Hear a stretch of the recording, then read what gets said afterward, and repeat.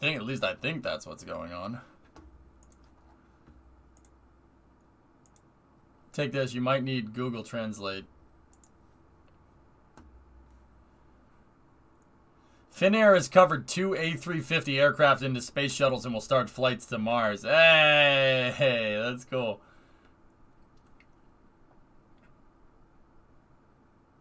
That's cool, man. Yeah, Rares, that's what I think it is. I've seen big cranes, but have you seen a crane on a barge and the barge is lifted up out of the water? Well, that's a thing. I can't say that I've ever seen anything like that before. Have you seen this? What's that? That's a Starship mod? Yeah, off Teslarati. I don't know if I've seen that picture before, Reagan. Maybe. Just so you know, you're still on the intro screen. Oh, I know. I was transferring the links over. All right. I'm back to normal J. No more Chad J. Yeah, yeah, you guys don't need to see me just go back and forth. So, I hope you guys enjoyed the April Fools.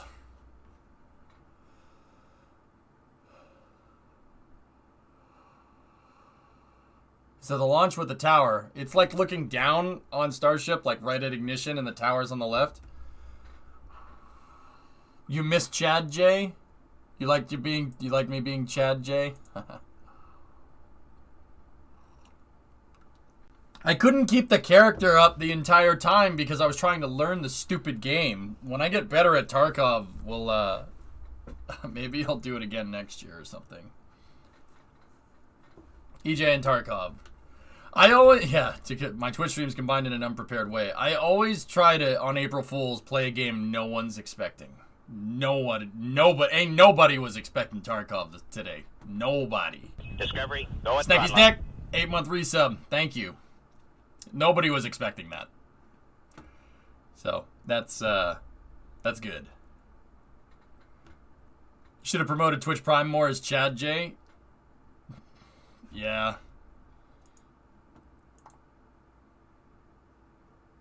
Yeah.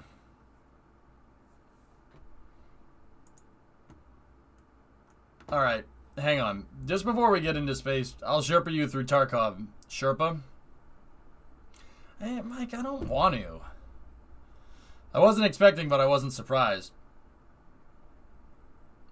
Just like Das, nobody expected him to stream a game today? Wait, Das streamed today? Hold on. None of you told me about this?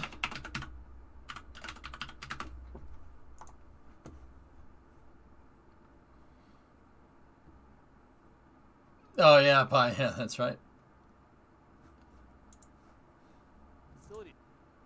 Dude, who is this guy? Hold on a second. Wait.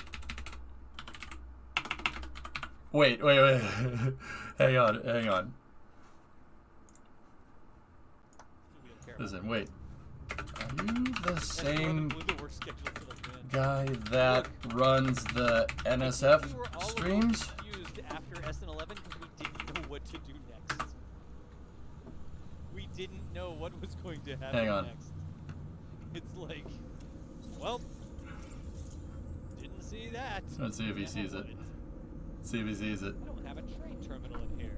What game is he playing? Oh, he's playing No Man's Sky. Right on. Device. I have a construction research unit. I have a save unit.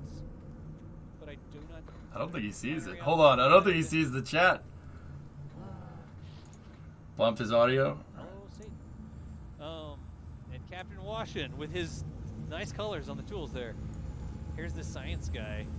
Research entity Vernier, the science guy. He's the same guy? Like a frog. Dude. I don't actually think I have. This is cool. I should sub to him. Didn't see it coming and couldn't see it happening. Nice. Was there a trade terminal on the wall back there? Hey, what's up, EJ? Okay, boss, what are you doing? Not allowed. Like, legitimately can't be on the stream. What? What? What is this? with the 72 months. How you doing, man? Thank you so much. Did you get your social studies project done? If you'd like to play No Man's Sky with me, you need to get your social studies project done. He's not talking to me. It's highly unlikely she's going to be playing No Man's Sky with me tonight because we don't like social studies. He's not. I don't think he's talking. She's evacuated the studio. Yes, Dad. Hi, Casher. Chat says hi. Social studies project. This is weird. Look, she really does need to get the social studies project done. Not kidding. Let's see here. Somebody said there was a trade terminal on the wall. I'm great, man. Good to see you streaming. This is a storage unit. This isn't a trade terminal. They look the same. And there was one inside, but I was looking for one that I built at the base here. Good to see you streaming. I know, right? It's very confusing. There were drops involved. Hashtag ad, requisite, sponsored stream, etc., etc. Got to get Hello Games to fund some more robotic camera development here, EJ. That's what we're doing. Thanks, Hello. Appreciate you. Makes sense. What in tarnation is that? Okay. Yeah, that wasn't weird.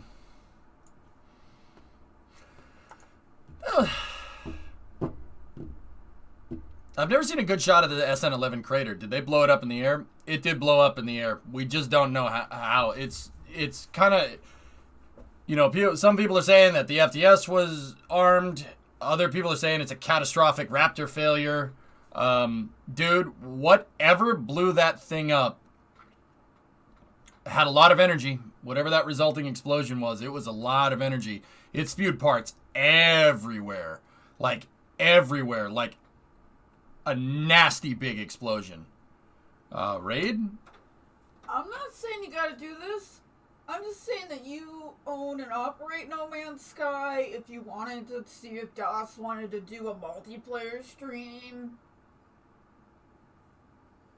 I'll think about it. Okay. Did I get my project done? Which one, Jackery? She already said hi today, Bluelin. When is Space News starting?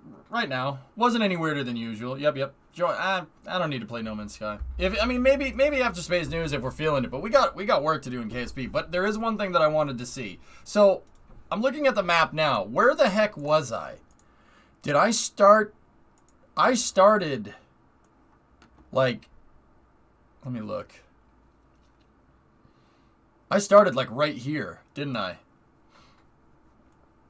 I gotta finish my social studies project. Yeah, you're not wrong. I think I started like right here.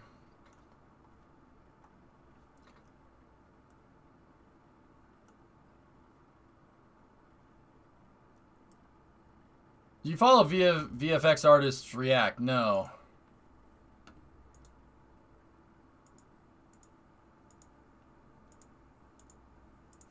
Cool. So John Krause is legit going to go to space? I don't know. The RUAF roadblock is where I started. Hold on, let me take a look. That's... Oh, okay, I see it. So, I went over here like this, here. Then we went through there, out there. Then I went over here. Looted those guys. Then I went this way. Shot the guy. Killed him there. Then we ran back, right? And then I went into...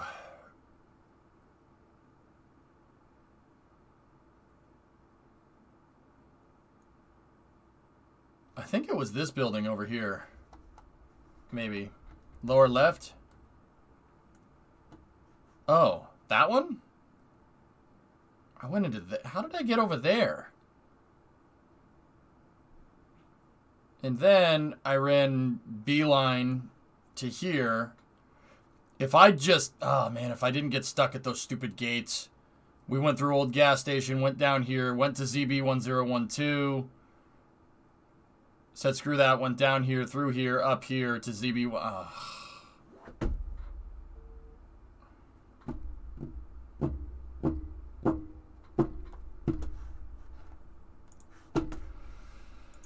Oh dear. We were a lot closer. We were pretty close, weren't we?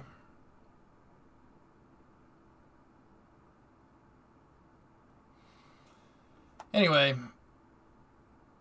All right. So first off, I'm going to start up with some Formula 1 news, and once again, this space news is not going to last very long. Great first customs run. Cool. All right. So, this is Formula 1 news, but it's still cool nonetheless. Here, check this out. So, Formula 1 tweeted this, and apparently it's not April Fool's.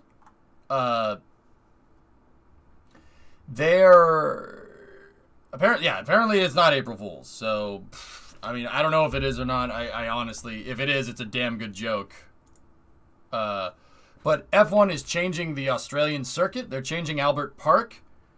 They're actually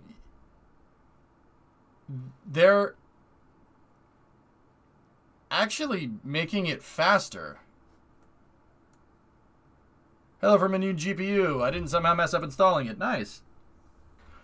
Yeah, that's very rare. They usually don't do that. They're good. They widen turn 3. That's a tough corner. And then that looks like the Singapore sling. I liked how 6 and 7 worked. It was very fast. But I guess, can't make it too fast. I like that. I always hated 9 and 10. That chicane never felt right on the track. I mean, once again, I played it in the freaking video game. And it looks like they elbowed 13 out. So they made the track slower here and here, but on the part of the track that was already the fastest, they made it faster. So that's apparently going to make up some time. They widened 15, they widened turn 1, they widened turn 3. So that's going to make that faster. That's going to make that faster. That's going to make 6 and 7 slower. 6 and 7 used to be like an inward chicane. Like it used to go to the right and then to the left. Now it goes to the left and to the right. 15 was... I always liked the third sector of Australia. I think that's really, really, really nice track, to be honest with you. From 10, 11, 12, 13, 14, 15, 16, I always thought that was the most fun. The parts of the track I really didn't like is this part. 3, 4. 3, 4, 9, and 10 never felt correct to me.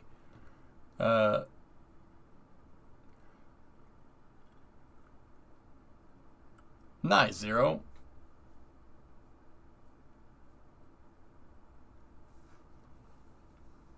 So, yeah, interesting. That's cool. Whoa. Wow, they really meant that. Jeez. I thought they... Wow. Okay.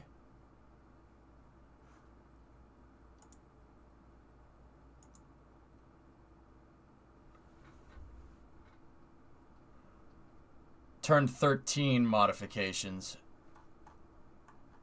Alright, let's take... I want to see that one more time. It's an expensive April Fool's joke. I think they played themselves. So that's the old track. 13 was always fast. It was a fast third or fourth gear corner, depending on what you're driving. But it looks to be like they slowed it down a little bit. Man, that's gonna make the third sector really slow. But first sector and part of the second sector are extremely fast now. So.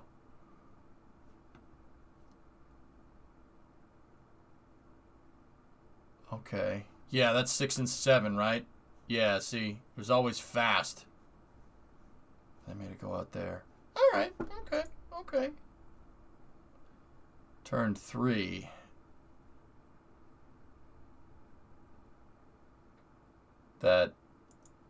Wait, turn 3. Turn 3 goes into a parking lot, I thought. Yeah, it does. How's that turn 3? Isn't turn 3 entering... It doesn't turn 3 go into a parking lot? I'm confused. There's no parking lot here.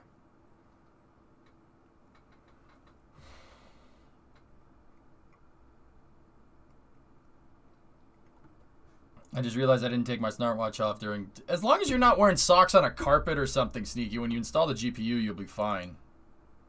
But if you want to ground yourself out and be serious about it, yeah. Okay, cool. Changes to Australia. That's pretty neat. I don't hate them. I honestly think they should have left turn 13 the way it was. I don't mind all the other changes, but that's going to really slow down this sector. So overall net gain, but you see a slower time. You'll see a slower sector 3 there for sure. Please tell me better Twitch TV emotes are here to stay. I mean, you guys want them, so have at it. I did it as a joke, but everybody likes them, so all right, sweet. Yeah, whatever. This is fine. This is fine. That, though, 9 and 10 is going to be lightning quick. That's cool, man. That's going to be really fast. Turn 4 is the parking lot? Yeah, I mean, I guess. Like, why would they lie about that angle? They wouldn't get it wrong. Cool. All right. So that's pretty neat. Let's go over here to ULA. What are they up to? So, an Atlas V rocket built to carry a sophisticated U.S. national security satellite into space at Cape Canaveral, arrived at Cape Canaveral today aboard ULA's rocket ship. Oh, it's a Seabirds. Okay, that's a Department of Defense satellite. I forget what it does. But also, guys, have a look. Have a look at my fine only vans. Only Ford vans, okay?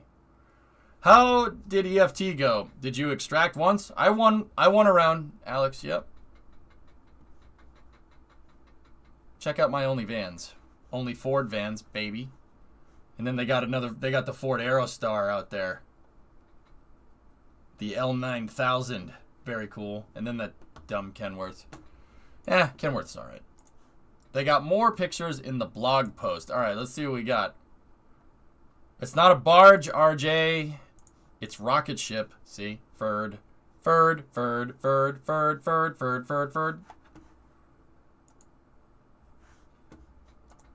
Oh, there's the Centaur.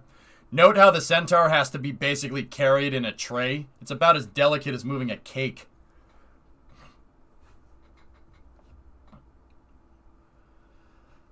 I'd love to drive rockets around for ULA.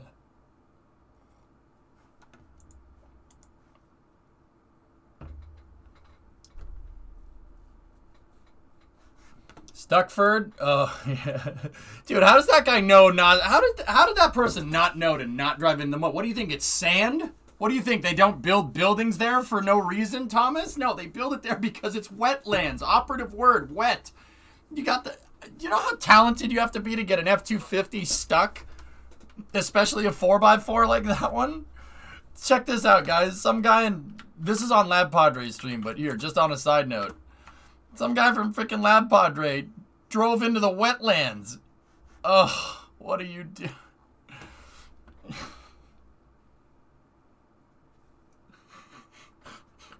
And he had to be towed out by a goddamn Chevy. What are you doing, man? What are you doing, man? You ruined it. Didn't Lab Padre have a spat recently? What? In before typical Ford driver joke. Yeah, I know. Isn't that technically fours found on roads or found off road stuck? Like, wouldn't it technically be that?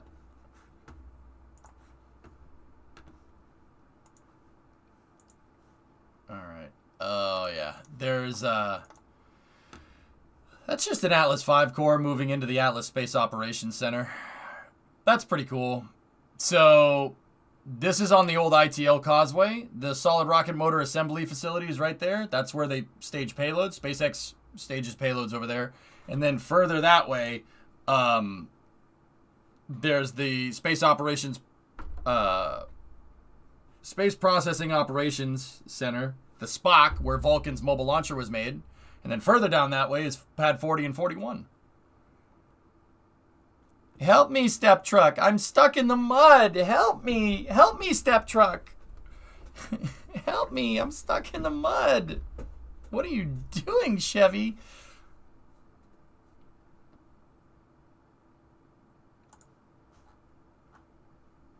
Please don't? All right.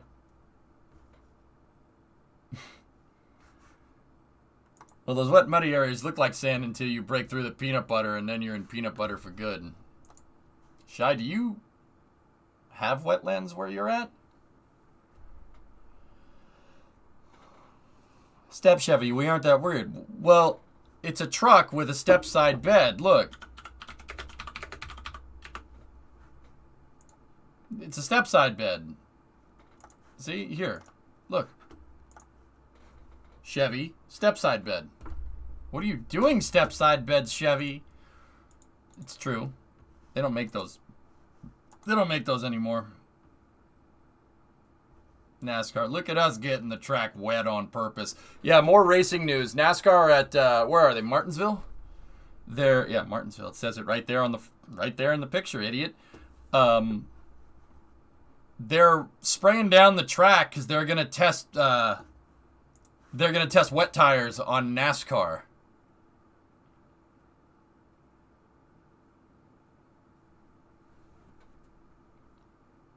I did, Ismic. I watched the dirt race. My man Joey won it for the Fords. For the Fords, baby. It was awesome. They're testing radial. They're testing inter tires on NASCAR. What is happening? I mean, I don't hate that. That's pretty cool. Short tracks in the wet is going to be yeah.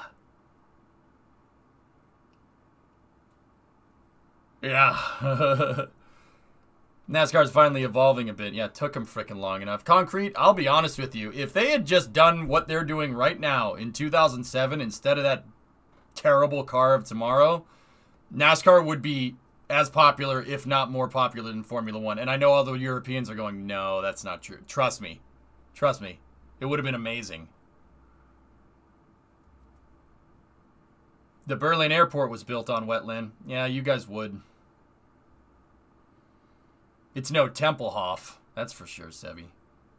There's never going to be another airport like that. Tempelhof is cool. I know who built it. Shut up. It's a cool airport, all right? It's because it was America's airport. America. Last minute space. Latest EM drive test at Dresden University shows impossible engine does not develop any thrust. Yeah, I know. Physics do be like that, Kelly. Yep. What else do we got? Oh yeah, testing the wet weather tire. There it is. Here, let's load that up real quick for the SPAC. Let's see what we got.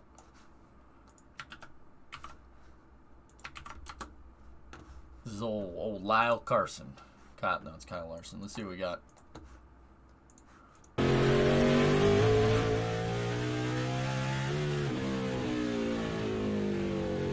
Bring back the Lumina.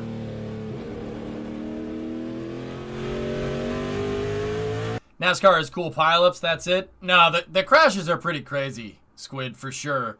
But, dude, my thing with NASCAR is that anybody that doesn't know the sport, right, treats it like they compare it to Formula One, and I'm not sure exactly why. We're not sitting here comparing, like, drag racing to rally racing, right? Like, those are two very different types of racing, but it's still racing nonetheless. Now, me, I like any type of car racing. I really don't care. I've been following Formula One and NASCAR for decades at this point.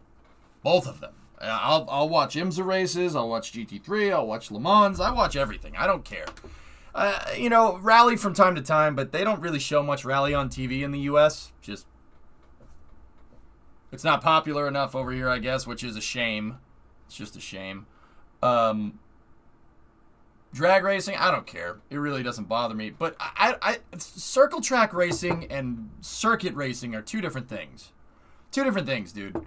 I actually like watching circle track racing. It's grown on me, like, especially because we race it on Friday Night Racing. I understand it a lot better. And there's subtleties. It's hard. It's difficult. It's really difficult. But it's difficult in a different way, Yeah.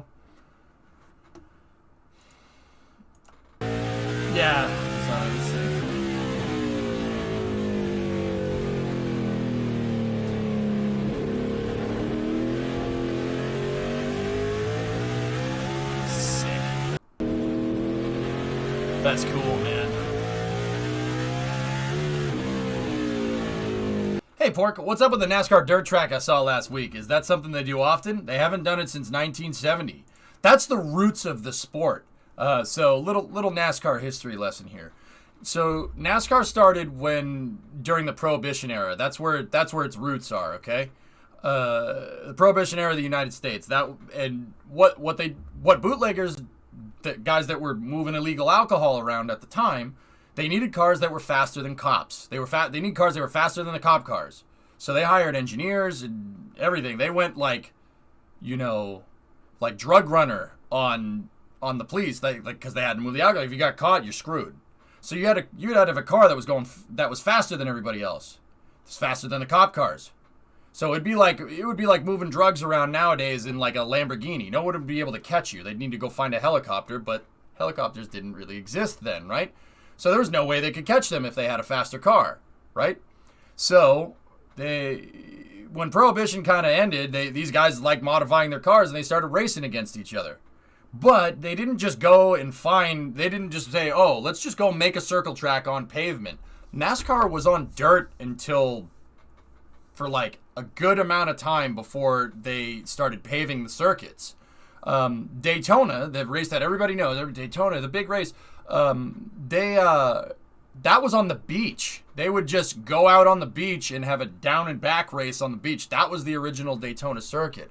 NASCAR's roots are driving on dirt, which is actually pretty cool. And every dirt track in the States, which we have everywhere, there's dirt tracks all over the place. They're everywhere. It doesn't matter where you go. There'll be a short dirt track somewhere within like 50 miles of you, or 90 kilometers.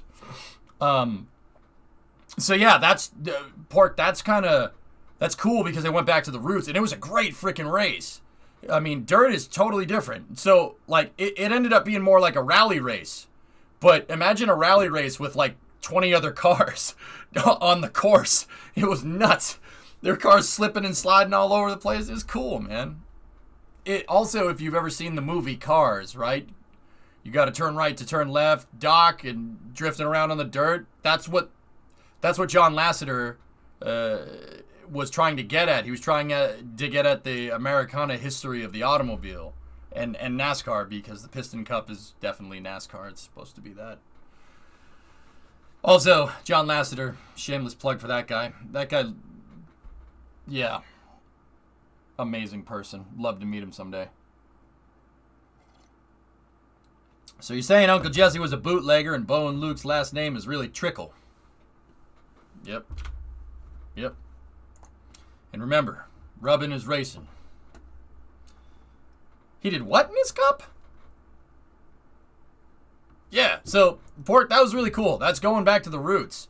Now, last time they raced on dirt, man, I'll tell you, those cars didn't have 600-700 horsepower like they do now.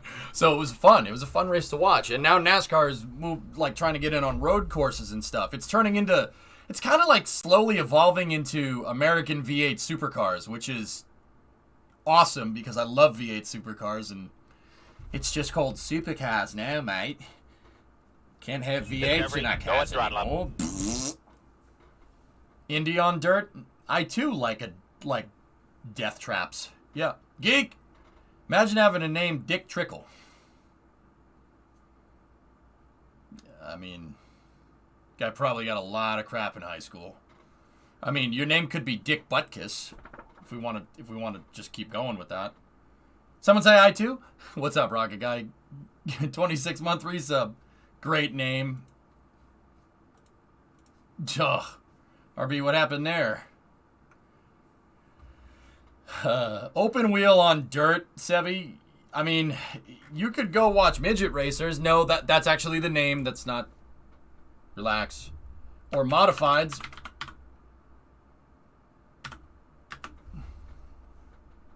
The modified cars are.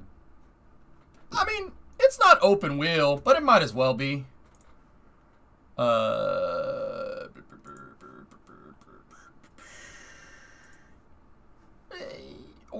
So there's the midget racers and then there's modifieds. Here, look. So like this is like backyard backroots racing. These cars are really, really, really, really inexpensive to make. But yeah, the crashes get pretty crazy.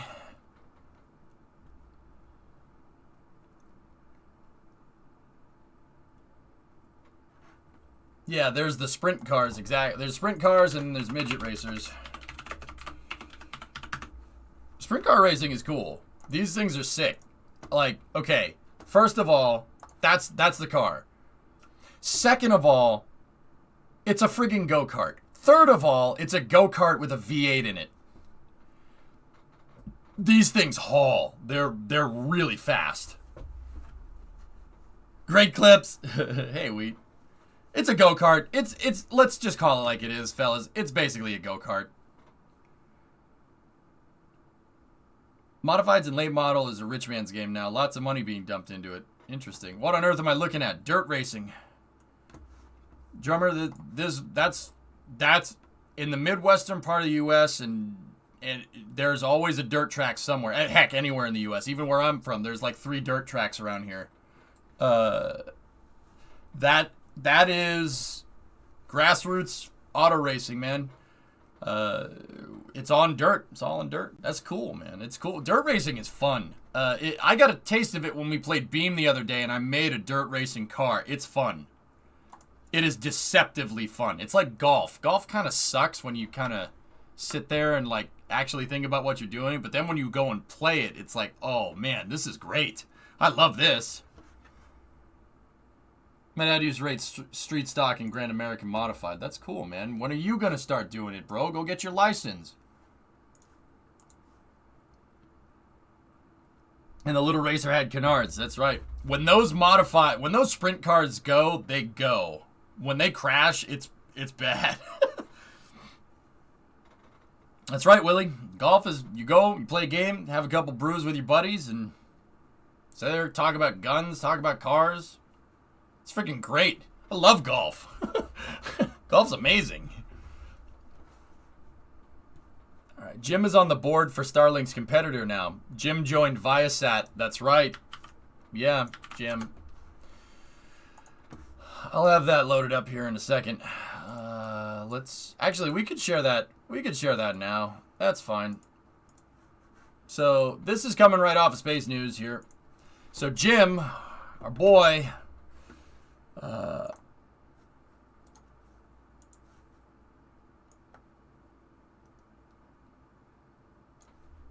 Jim joins Viasat's board of directors. Viasat stonk went up today. Also, did you get the Europa Clipper news? Negative, but I'll check that out. So our boy got single-handedly frigging fixed NASA.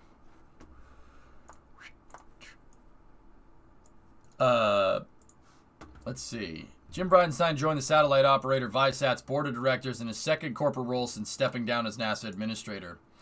U.S.-based Viasat is enlarging its board to 8 members to add Bridenstine, who became a senior advisor for private equity firm Acorn Growth Company soon after resigning from NASA on January 20th. I'm very excited about the opportunity to get involved in a lot of the commercial capabilities of Viasat, increasing throughput and increasing bandwidth for humanity, connecting more and more of the world than ever before. That I just can't read that in Jim's voice. That sounds weird. All right. First Viasat 3 satellite will serve the Americas and will launch likely early next year after pandemic-related supply chain disrupted push it to the end of 2021. Viasat 3 is going to be providing capacity that is going to compete against terrestrial networks.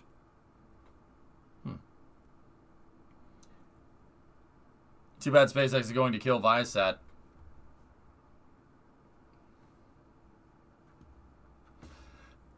Can you imagine? Okay, I'll continue the article in a second. Can you imagine the amount of, like, job requests that Jim probably got after he stepped down? He's literally just fixed NASA, like, or at least set them on the right course. Imagine how much email, like how much mail he had in his inbox from just anyone. You think Viasat will get some sweet military contracts? I don't know. Hard to say. In another universe, oh jeez. There's no way that thing was gonna fly, Forge. Not with that wing like that. Hot stuff. Yeah, I got it, Thomas. Thank you. I mean, Jim could literally walk into a job anywhere. What is my purpose? You fix NASA. Oh my god. Jim versus Elon.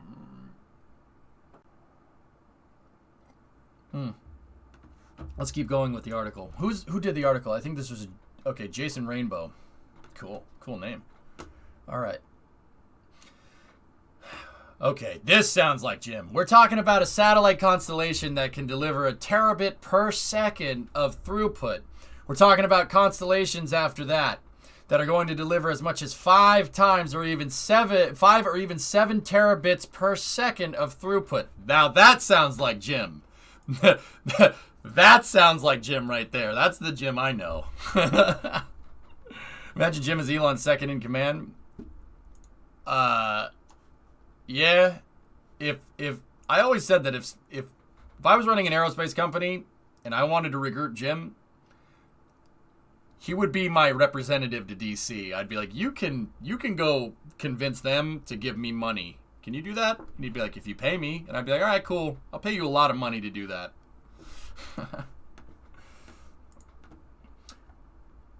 Jim said Viasat's ability to tackle the digital divide by driving down costs, in part by increasing the supply of bandwidth, is one of the reasons he approached the company about a month and a half ago. Wait, what?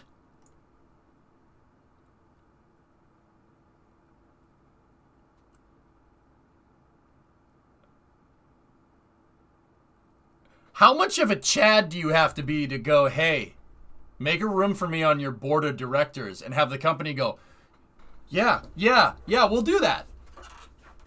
Are you kidding me? He approached the dude, what a Chad. I love this guy. Oh, he should still be running NASA. Are you kidding me? Dude. Dude, come on.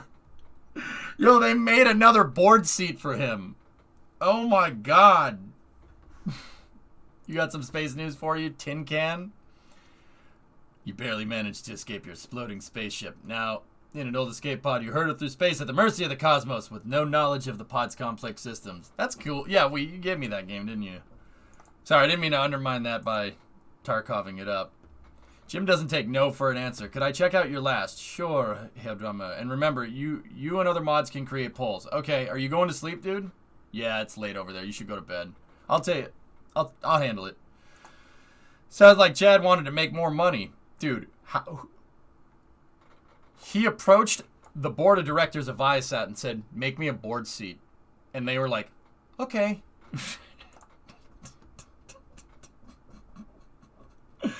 Oh, man, that sucks. NASA's going to feel it not having him there. And I'm not saying that Bill will do a bad job. I'll wait on it, but I'm actually kind of hopeful on that. Let's see. Also, Viasat is playing with airliners for internet. OneWeb is eating that cake. Okay. You will find room for me. We will. Yeah, right. No way, EFT was worth a 5-year wait. Right on. So is Viasat a geo-satellite company? Yeah. Well, they're a satellite operator. Blinga. They operate satellites in space. For what? I don't know. Pay them. And you could make them pretty much do anything. So Jim gave Viasat the Bridenstiner!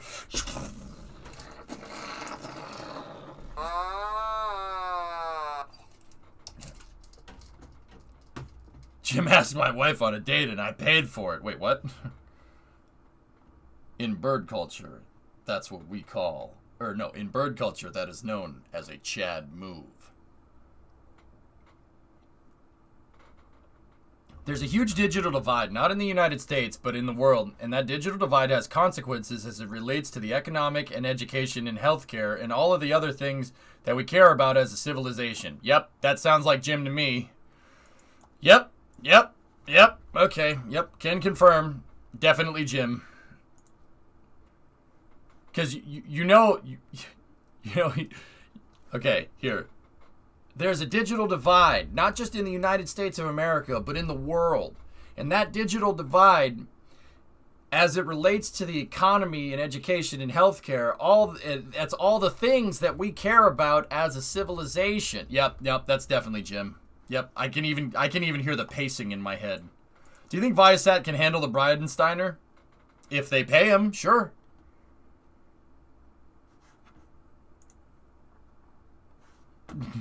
No. Oh, force Jesus.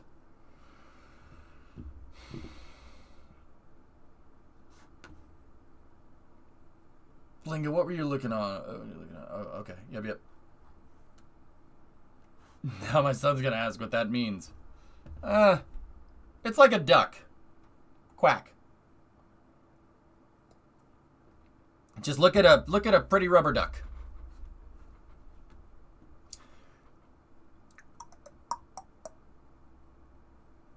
You know it's Jim because he mentions America in at least once in every sentence. Swishio, part of the reason why I like them is because he gives, like, okay, and I'm not saying, what I'm about to say is going to imply that other people don't, but Jim, it's very clear that Jim cares a lot about the U.S., and I appreciate that as a taxpayer. Also, fixing NASA, yeah, guy cares. He cares about what he works on.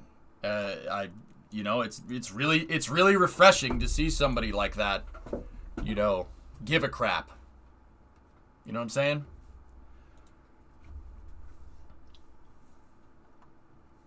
I can only hope that, the guy that replaces him, I can only hope that Bill will do a good job if he gets confirmed.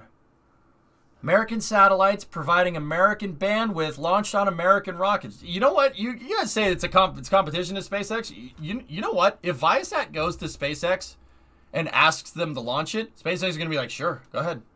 Yeah, you want to pay us? Yeah. Elon will probably launch the satellites into space. No joke. SpaceX still is the cheapest option. Seriously. I don't think Elon cares about that competition stuff. It's not about that. What Elon does love to do is, from what I've seen, is he likes to make markets out of nothing. Electric cars, for instance. Volkswagen. Yeah, Jim. Jim will probably do that, Thomas. Read the last paragraph. No way.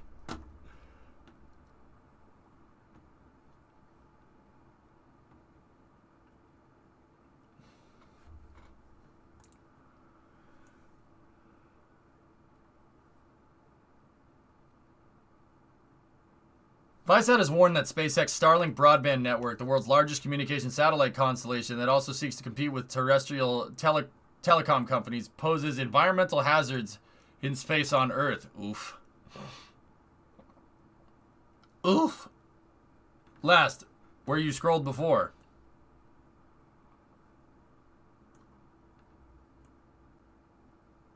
In February 4th letter to shareholders, Viasat said revenue for its satellite services division increased 4% on year-to-year, $221 million for the 3 months to December 31st, after demand for U.S. fixed broadband helped offset a pandemic-driven decline in in-flight connectivity.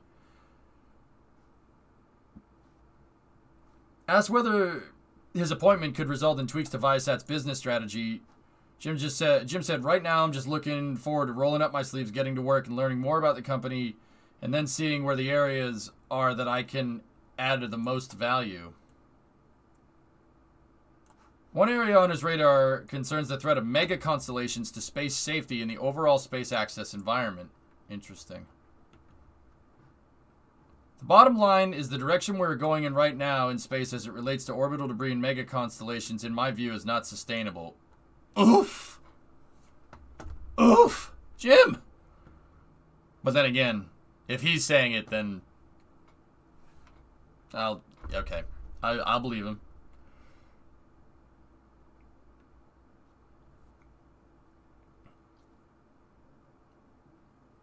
Oh yeah, Buck, yeah. I have the Lego Space Shuttle, guys. It's coming. He's being paid by Viasat. It's going to require the U.S. government to make decisions to make it sustainable for future generations. That's not a Viasat issue. It's an issue that's important for the U.S., and it's an issue that's important for humanity. Oh. That's not what I was expecting. Viasat 3 is a series of 4 satellites, one with SpaceX, one with ULA, one with Arianespace, and one unknown. Mark Dankberg. awesome last name. Said in a prepared statement, Bridenstine's insight into all aspects of advanced space programs can help ensure Viasat remains at the forefront of space system and network technology globally. Well, Jim's the kind of guy that doesn't seem like he's going to be deterred by an uphill battle. But yeah, I mean, Dinkelberg.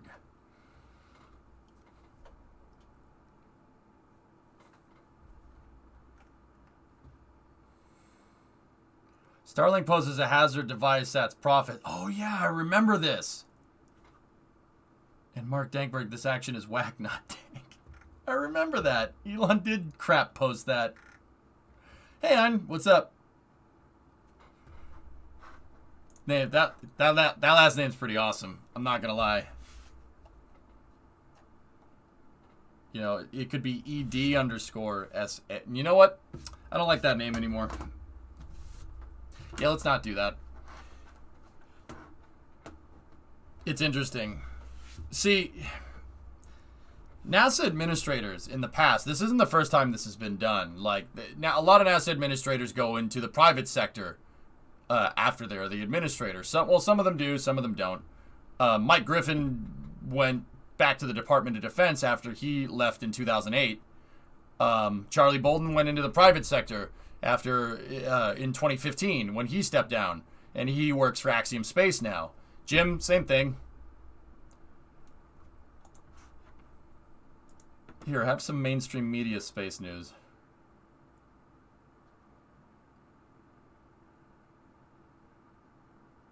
Look who it's by. Sebby, I don't show his stuff on stream anymore. I'm not yet over that. Definitely over that. What do you think of the new NASA administrator since we're talking about this?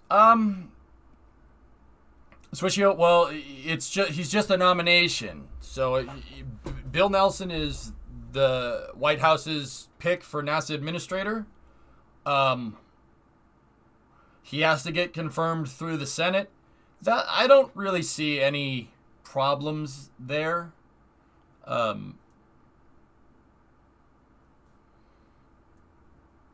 don't really see any problems there. That's fine.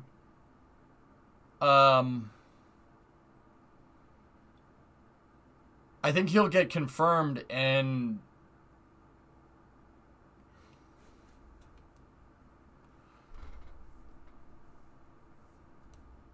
in terms of doing a good job, I mean, I lost my train of thought. I'm not gonna lie. What's wrong with Ice Mage? I'm not the biggest fan of Eric Berger. I mean, don't get me wrong. I'm not going to sit here, and this is what, I'm only going to say this once. I'm not going to sit here and say you can't report this, you can't report that, you can't say this, you can't say that. That's messed up. Report whatever you want. My thing with Eric is that he often cites sources that are untraceable. And he often says, oh, I know a guy. Dude, trust me.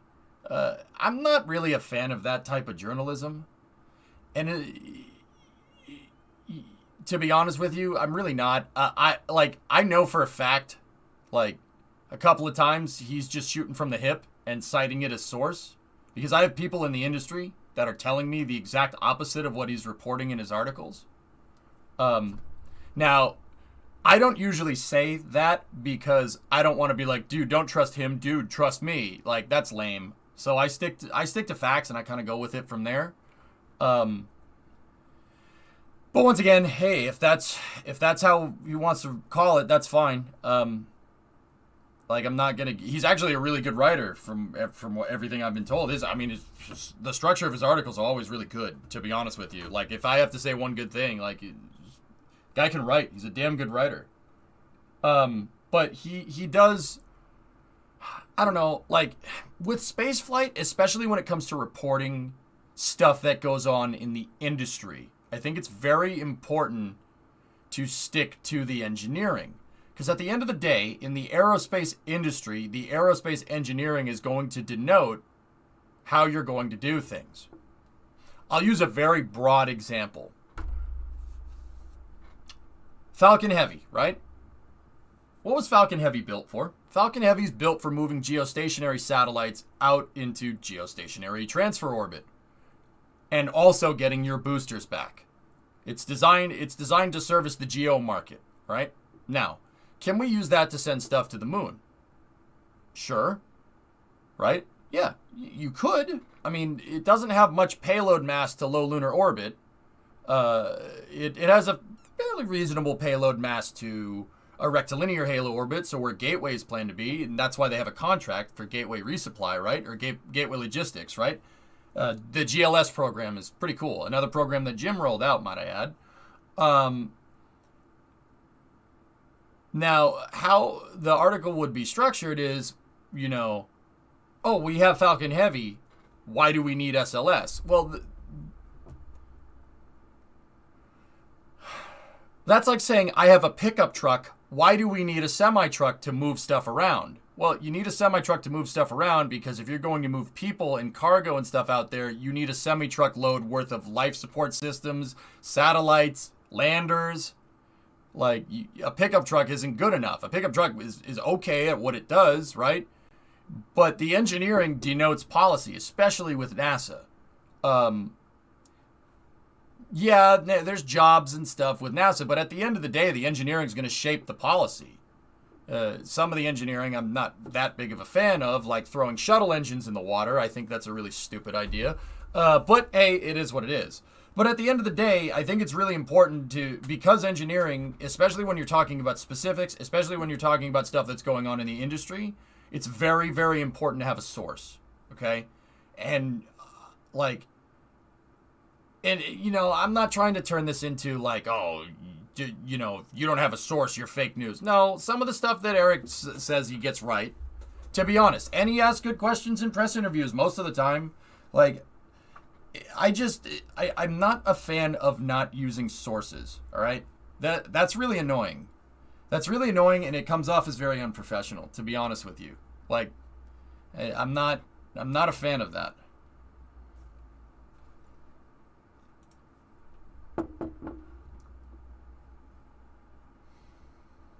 Starship SN11 photo recreation without the fog. Edited photo from a reconstruction animation I'm doing.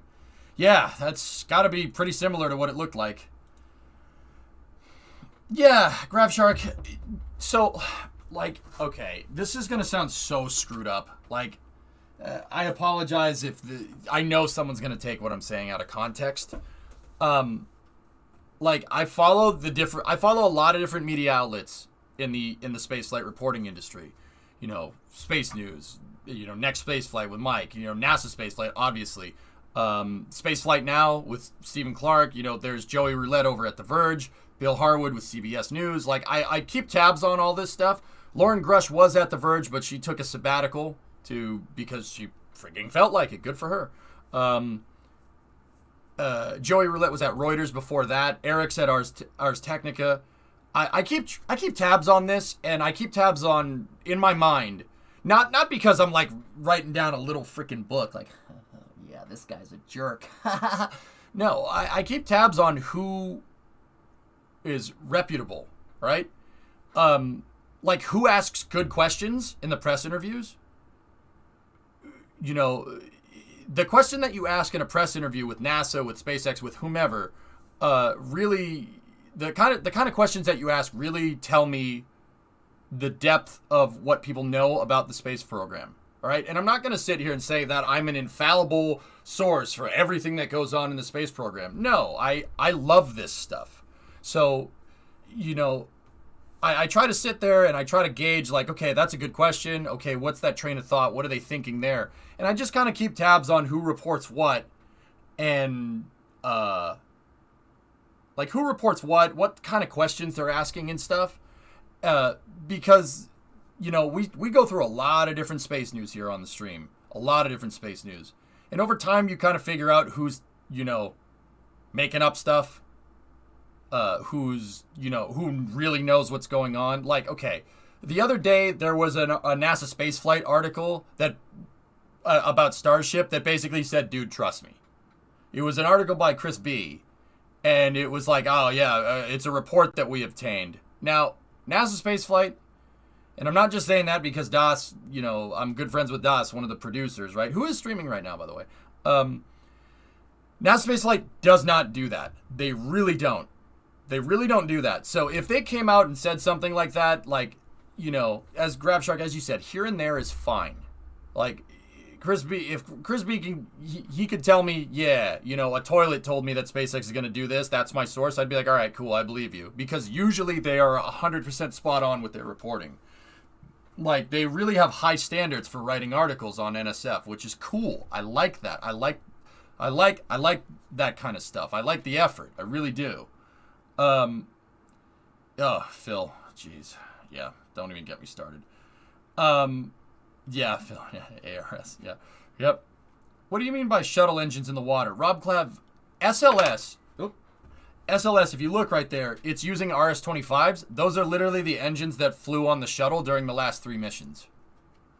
Yeah, they took them off the shuttles at the end of the program, and they installed them on there, and that rocket's not reusable. That's one of my problems with the SLS program. But I've always thought, I'll trade that for boots on the ground on the moon. I'll trade that for a healthy cislunar economy. That's fine with me. NSF, oh hi, yeah. So if they do that, I'm totally cool with it. There are other folks around that I know, not make up stuff, but I'm not familiar with the sources that they have. I pedal through a lot of information, guys. Like, after the stream, I'm usually awake for like 3 or 4 hours reading about. I just go through the amount of articles that I go through. It's ridiculous. That's where I get all this crazy, how I just pull stuff out of my tail? Like, that's what I do every night, and I've been doing it for a decade. I go and I read the articles, I read the forums on NASA Spaceflight, I see what's going on here, I read this article, I read that article, and over time you kind of figure out who's kind of shooting from the hip and who actually knows what they're talking about.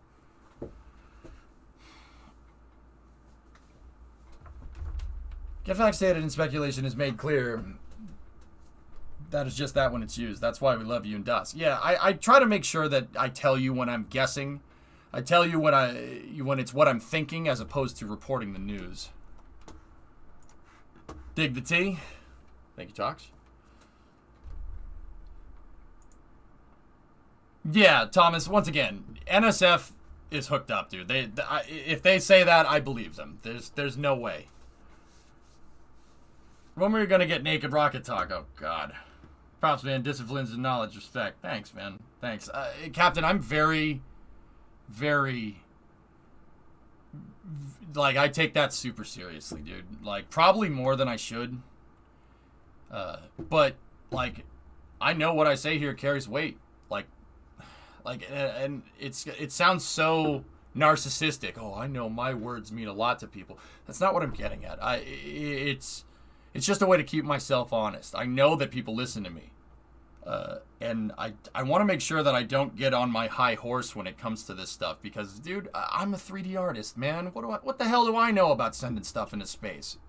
At the end of the day, in terms of practical knowledge, I know what I'm doing, but I'm not going to go build a rocket. Like, it's important to kind of know your place, you know what I mean? Especially when it comes to rocket science. I've eaten humble pie more times than I care to mention when it comes to this stuff. It's complicated, man. We're talking about it, man. It's an infinite rabbit hole. It never stops. I always learn something new. Every time. Every time I go and read, every deep dive that I do into different things after every stream, I always learn something new. Every single time. So, yeah. Not build a rocket yet. I'm not...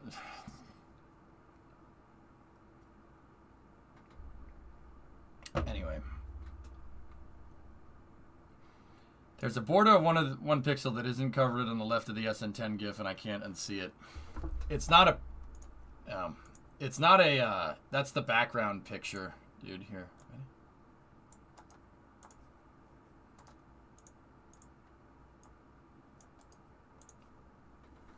There you go. I got you. Every article I write, I learn something as well. Yeah, it's not that I hate the guy. I really don't. Some of the articles he does, I wouldn't. That's all. That's the end of it. Like, yeah, I'm not trying to start beef. I'm not trying to be a jerk. Like, just, yeah, that's pretty much where I'm at. Doesn't have to be now, but how was the last raid in Tarkov like in your experience in general? I don't mind it. Tarkov doesn't bother me for some reason. Phil Sloth's articles are fantastic. You know why Phil Sloth's articles are good, Blinga? Because Phil Sloth drives down to Michoud, and NASA lets him just go and talk to the technicians.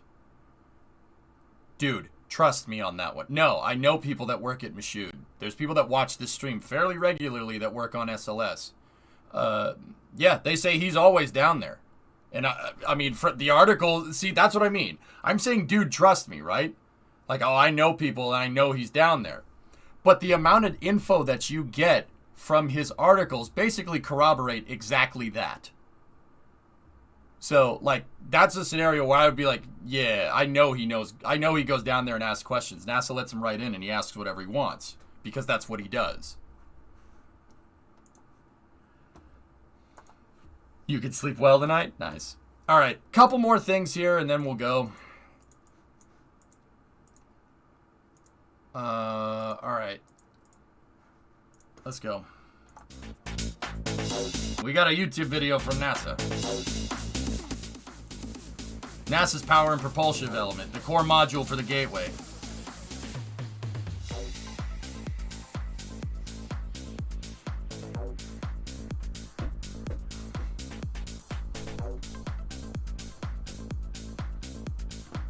So, what you saw right there is what's called a Hall effect thruster, or an ion thruster.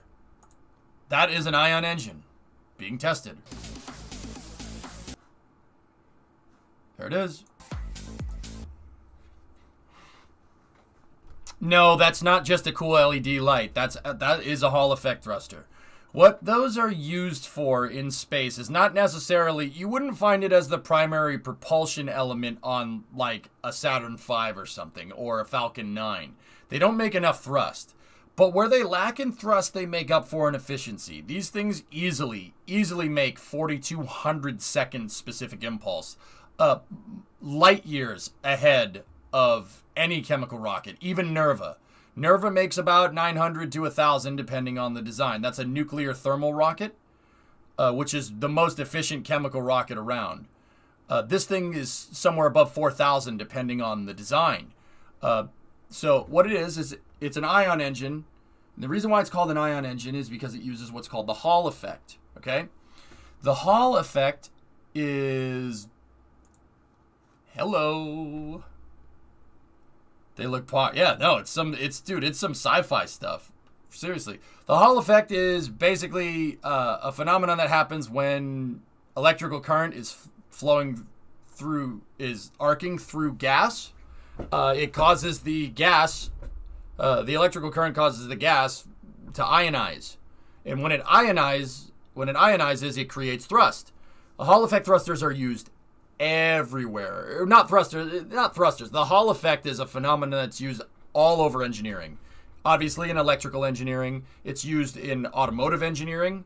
The computer sensors on a car are using a Hall effect sensor. So if a crankshaft is spinning on a car and a camshaft is spinning, they have a sensor piece, and when that sensor piece gets on the rotating part, when it gets near the sensor, it'll create a Hall effect right there for like a momentary second. So sensors on your car can see what the engine's doing and making sure the engine's healthy. That's why every car has a computer in it nowadays, and the computer can tell you what's wrong with the engine. You just plug it in, because those exact same sensors use the same exact phenomenon as this. But once again, there are two kind of things with the Hall effect thruster. Okay, one, you need a lot of electricity to run one of these things. The thrust from an ion engine directly correlates to how much electricity you can arc through it. And up in space, there's not a lot of great ways to generate power. There's solar panels, but you don't see electric cars, some things that use a lot of power. You don't see electric cars with solar panels on them as their primary form of propulsion. If anything, it's supplementary. You know what I mean? It's a secondary or tertiary power source. In space, solar is pretty much the only thing, unless you coupled one of these to a nuclear reactor and launched it into space. Then maybe maybe we'll see some progress there. I mean, we should do that. NASA and Roscosmos are actually working on prototype vehicles like this. But in this particular application, these solar electric propulsion modules, or Hall effect thrusters, or ion engines, you can call them whatever, are being used on NASA's Gateway. They're being used on the power and propulsion element on Gateway to be able to keep Gateway in the right type of orbit. They're basically being used as an RCS for the most part to be able to boost in Gateway's orbit to different spots around the moon into different rectilinear halo orbits. If rectilinear halo orbit, if I said that and you said with rectum, what? A near rectilinear halo orbit, or NRHO, is a type of orbit. It's a type of kind of semi-resonant orbit around the moon that always stays within line of sight of Earth. So like during the Apollo missions, right, they sent the guys out there, they circularized around the moon. They got to the moon, they went into moon orbit, right? And then when they were on the far side of the moon, there's a moon in the way blocking Earth, so they couldn't communicate, right? Gateway is in a position where it's always going to be in line of sight of Earth. It's a polar, an eccentric polar orbit that'll always be able to see Earth. So if we have people at the station for a long period of time, there's never going to be a communications blackout in case something goes wrong.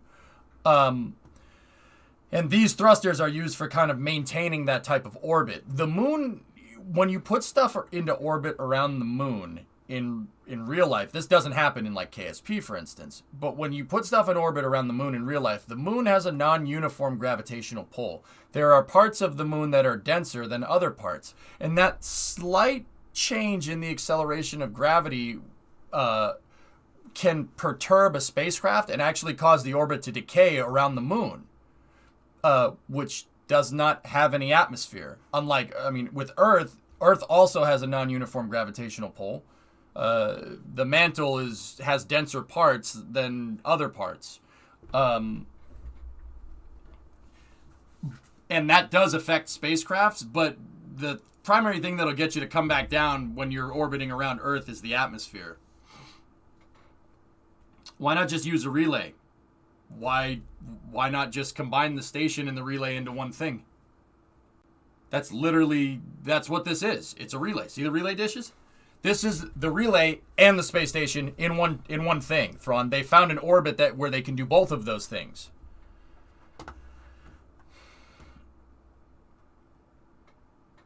Speaking of Nerva, BWX Tech. Oh, I'll share that one in a second, mate. Did you see that China has a SpaceX copy called iSpace? I've known about that for a little while, Ray. Yeah, that rocket is not as big as Falcon 9. It's a tech demo, but yeah. I mean, hey. There's only so many ways you can make a rocket vertically land, or first stage vertically land like that. Now, I'm more of a fan of the Russian way of doing things. I like the Baikal booster, which is that. That's the Zenit version, but so check this out. This has like scissor wings that fold out and stabilizers that fold out this way. And when they're on the rocket, these things are all folded up, right? And then when the stage separates, right? There's a jet engine in the front right here. See there's a jet built into the front and a nose and an intake up there. That intake port will open after the booster separates, right?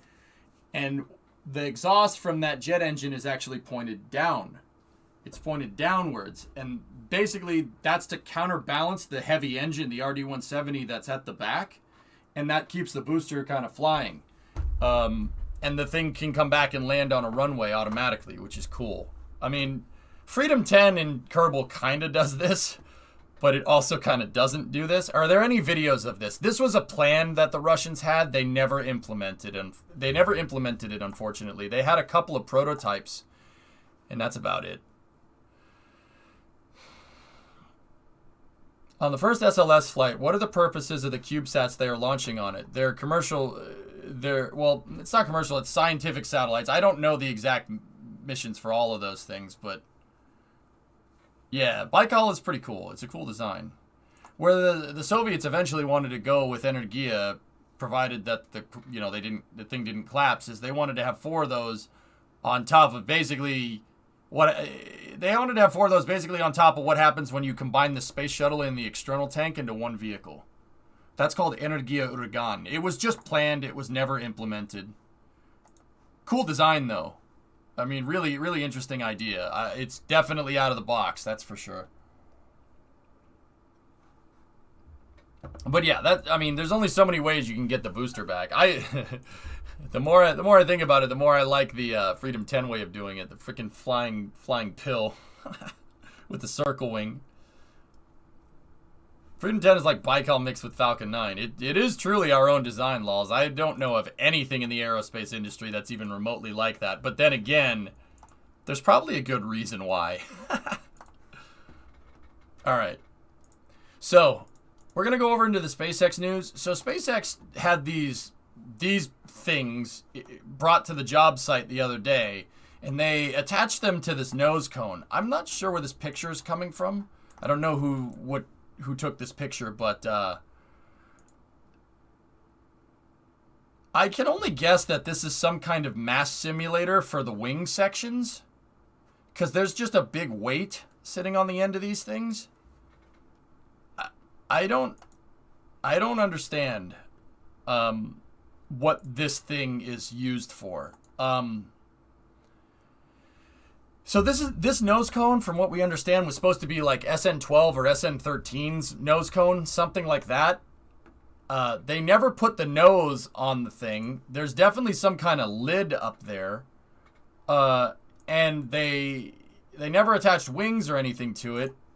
And they put it on this weird test stand.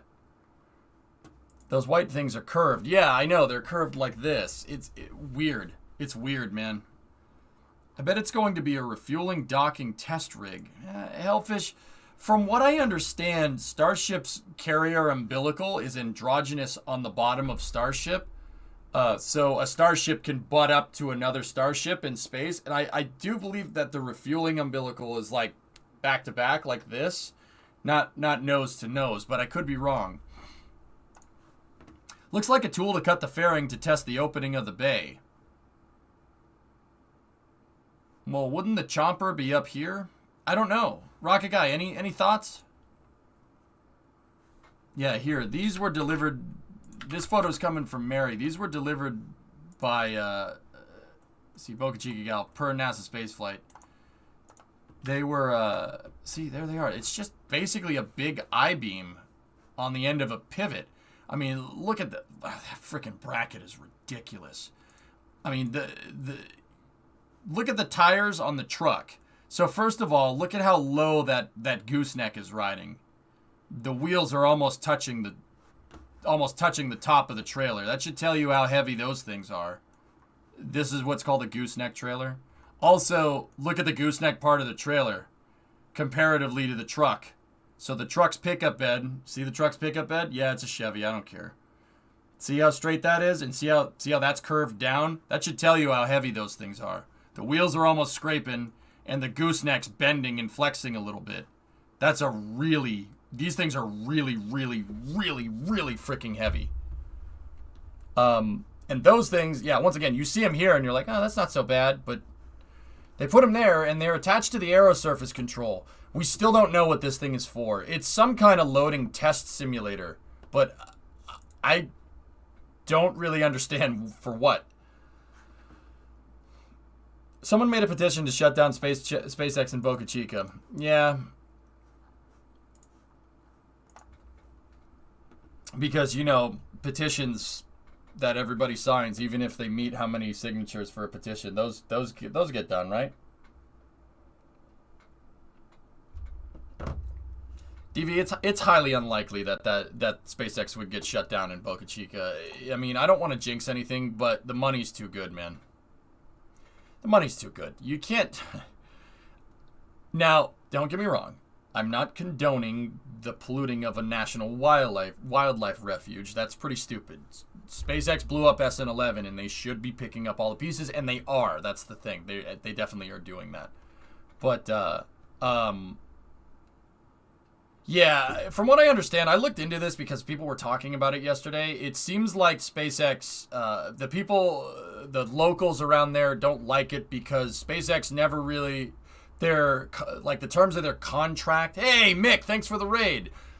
Thanks, man. The terms of their contract are for non-destructive testing, so they were expecting rocket launches, not starships crashing into the ground, but I don't think anything's gonna come of it, man. I'm gonna start a petition for me to have $1 million. Also, ew, Chevy, yeah. I still think they will put force on those white things in the nose to test max Q forces on the nose and flat motors. Yeah, Reagan, maybe. I mean, maybe. You think that SpaceX expected this many attempts to properly land a Starship? I would have, with how complicated Raptor is, to be honest. Mick, what's going on, brother? How are you? What's going on, Mad Ford Raiders? We're just talking about what's going on with SpaceX right now. SpaceX went and built this outside of their shed down in Texas. Nope. Yep. Nope. I'm not even gonna sit here and pretend like I know what the hell that thing is. I have no idea. What's up, Boo? How are you? All is good, sir. Thank you. Right on, man. Right on.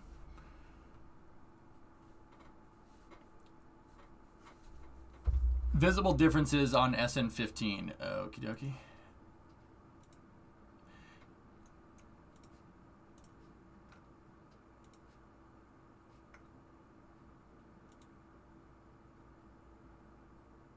Oh, okay. That's pretty cool.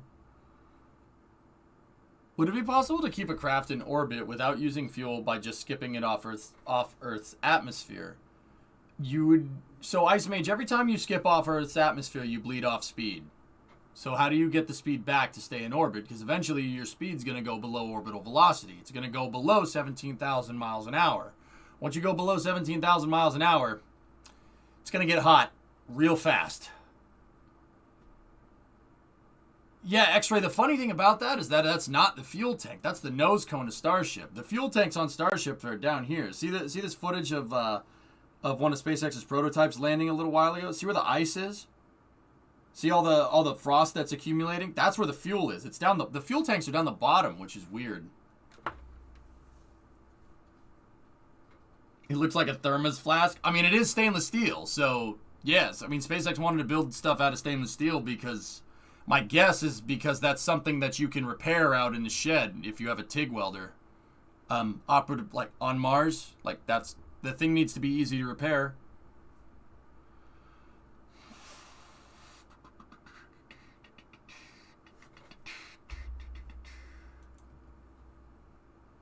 Change.org. Shut down the SpaceX Boca Chica launch range. 162 people have signed. Let's get it to 200.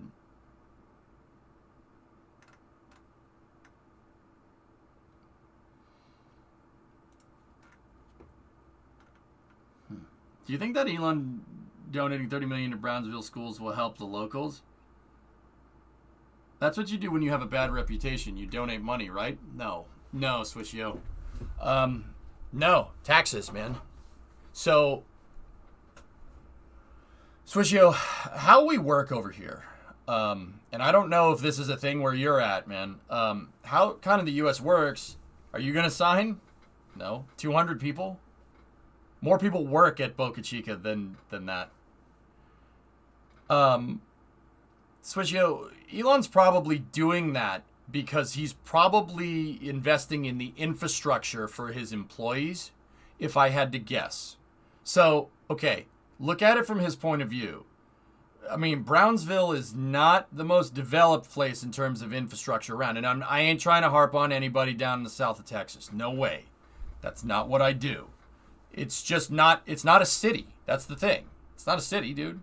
Swishio, it's not like the northern parts of Italy, dude. It's, you know, it would be like Fiat trying to build a factory in Syracuse. That would just make no sense. Down in Sicily, there's not a lot of infrastructure down there. There is, don't get me wrong, you can like drive there. I mean, well, you can't, but there's kind of water in the way. I guess they forgot how SpaceX helped save the turtles during the winter storm. Ark, yeah. I mean, if you're Elon Musk, you need all these people moving down to Boca Chica to help get these starships freaking made. You're running a factory. You need employees. You need people there. I know SpaceX is incentivizing people because we've seen it through a couple of Glassdoor things that we've looked at. SpaceX is incentivizing people to move from California to Texas, particularly to Brownsville, so they can work on Starship. So if you're Elon Musk, it only makes sense to put in the heavy infrastructure that you need for all your employees to upgrade the power grid, the plumbing, and the heavy infrastructure that you need to support building a factory that makes spacecrafts. This isn't Southern California, where you have miles upon miles of highways, trains, and infrastructure to get you anything that you need, basically at any waking moment. South of Texas is not. There's not that many big cities down there. I mean, there's Brownsville, and then there's Corpus, which is just north of it. It's just north of it in Texas terms. In any other place in the world that's like 2 countries away, or 2 states away if you're where I'm from. Corpus is north of that, and then there's Galveston, which is almost to Louisiana. There's not a lot of infrastructure down there. So I think that Elon he's pumping money into Brownsville like that, 20 to 30 million for schools, for infrastructure, so basically he's kind of priming the city for an influx of people, which is cool. That's a very responsible thing to do. Now, I don't know if the locals are going to like that. Clearly some people are pissed off somewhere. Yeah, Zeppelin. Mm-hmm. The signings are ticking up by the second. All right.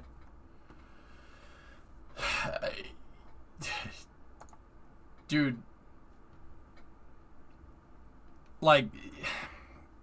Dude, even 200 people, 300 people, even 1,000 people sign that. I don't think much is going to get done. But on the other hand, I also think that instead of signing a petition, these people should just go right to Elon Musk. Like, you can literally tweet at this guy on Twitter. You can talk to him. I see Timmy. I see Chris G from NSF. I see John Krause talk. They literally talk to him on Twitter all the time.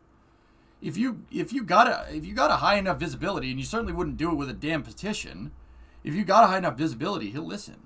I mean, he worked with the astronomer. He's working with the astronomers for Starlink to try and reduce the visibility of the satellites. He's definitely he's not there just to be the big corporate fat cat that frickin', or at least it doesn't seem like it.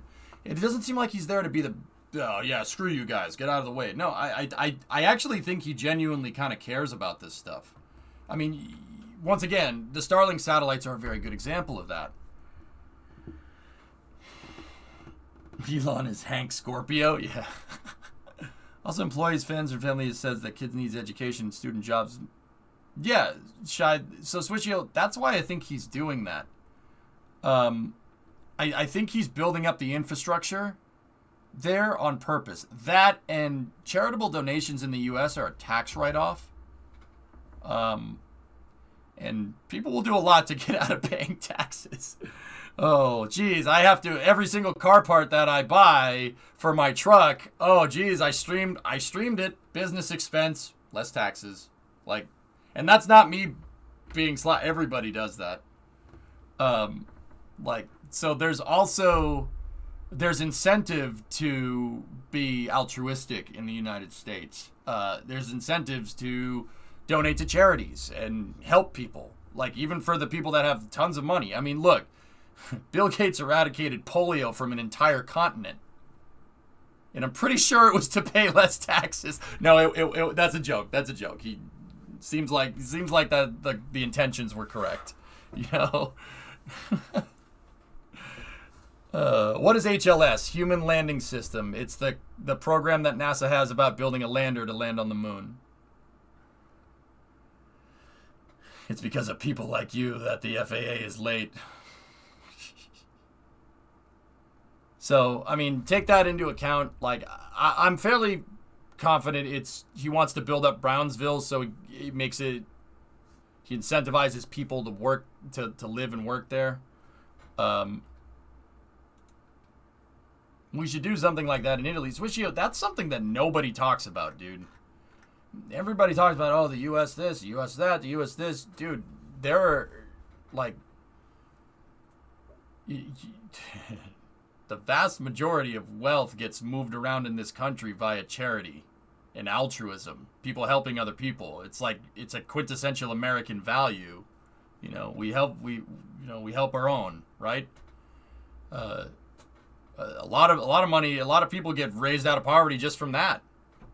You know, there's a lot of charities out there for education. There's a lot of, dude, there's probably like 1 million charities in this country. They're all over the place, and it's not like a money moving scheme either. Stuff actually gets done.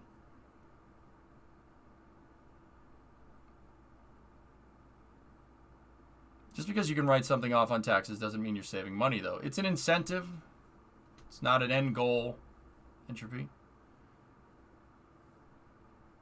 Yeah, Phil, like, I don't know why people don't talk about this. Like, you know, people are like, hey, tax this, tax this, this. That's not how that's not kind of how our tax laws are set up. But, I mean, hey, every state's tax law is different. But yeah, no, usually you can, so like, say you're rich, and you know you look at the books and you're gonna get taxed like this much money. You take that money, you put it into a charity that you started, and the charity does charitable work, and you don't have to pay your taxes, and you can kind of give back. That's how we do things over here. And once again, I don't see this talked about very often. But hey, whatever.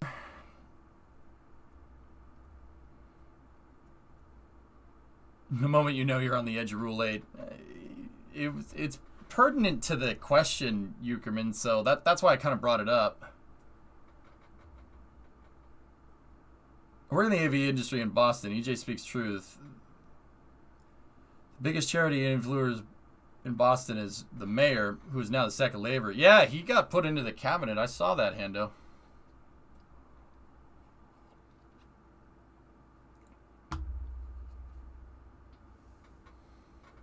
Yeah, once again, it's incentives. It's incentives to keep the money moving. It's not like, oh, you know, I don't have to pay taxes if I donate this much. Like, that's, sometimes people tax charitable donations, but most of the time, I'm pretty sure at least, well, I don't know if it's federal. It could be state, but who knows? Every state's different. Another early start tomorrow. All right, Rob. Cheers, man. I'll see you later. Nos Wolf, what's going on? Yeah, Hando, like yeah, dude, Elon, it's in Elon's best incentive to, I mean, either way, regardless of tax law, it's in his best incentive to build up the infrastructure out there. I mean, do you guys want to see? I'll show you a street view of Brownsville. It's not exactly New York City, that's for sure.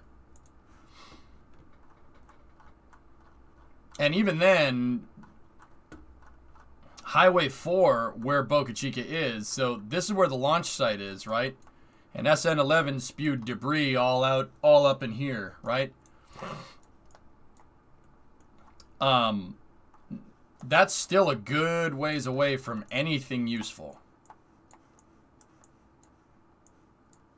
This is a man-made channel right here. Brownsville is where we scrap naval vessels, believe it or not. Or that's one of the places where we do it. That's an aircraft carrier. Here, I'll show you. See? That's the Saratoga, I think. CV60.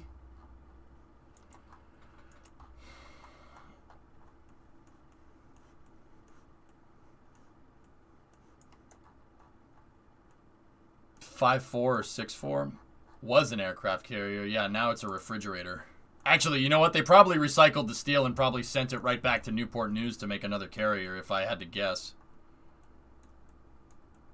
So, like, there's a lot of ship infrastructure here, but, I mean, Brownsville doesn't look that bad, right? But if you go in here and you look, like, there's not a lot of infrastructure out here. This is not a lot for the U.S. I know that for a fact.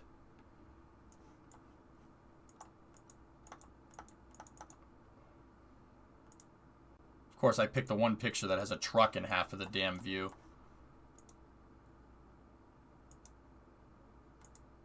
Seriously, truck man? Alright, whatever. Get out of freaking... Who was driving that damn Google Earth car? Yeah, this is not... Yeah, this ain't a lot of infrastructure, man. It's really not.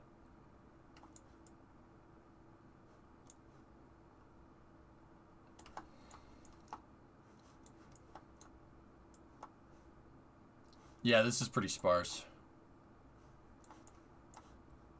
Yeah, yeah, Brownsville is the only thing down there, man. There's also some oil rigs that will soon be landing pads for starships. Yeah, this is not a big city in the U.S. Brownsville's tiny. Very small. You designed those power lines, Big Body? That's cool.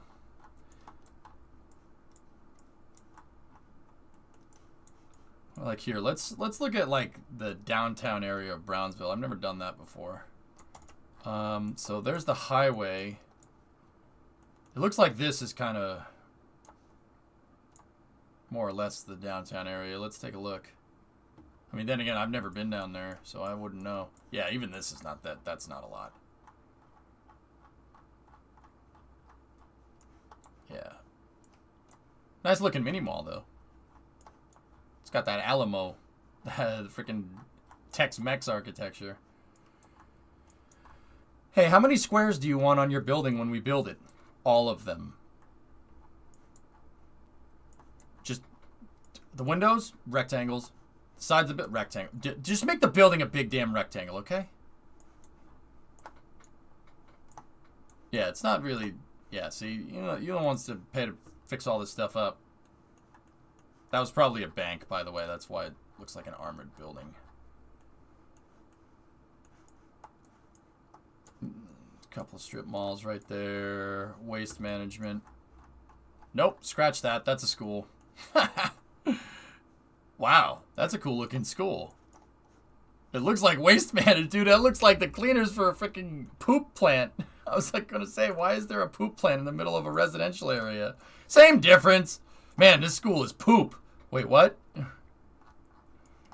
Look, some of these roads aren't even paved. Now, I know, like, people are going to be like, man, some of the roads aren't paved. Okay, yeah, man. In the U.S., that's kind of weird, man. You have to be in the sticks to have the roads not paved. Brownsville has about 150,000 population. Kaiserslautern, close to Ramstein Air Base, has 100,000 population, is considered a large city here. Yeah, Sevi is, once again, yeah. And even once you get out of Brownsville, there is nothing. Nothing. When I say nothing, I mean nothing. I know nothing. Nothing. Nothing out there. Until you get to the next city. It could be a poop plant that was converted into a school. Hey. I don't think so. Calls Brownsville not very big when it's twice the size of my hometown, and I consider my hometown a big, small city. I mean, Brownsville is not even enough to show up on the map compared to some of these cities. Dude, okay. I think it would be fair to say that Brownsville is a small city for Texas. Look at the size of Houston. Okay, all right, look. Once again, it's hard to get scale here, so...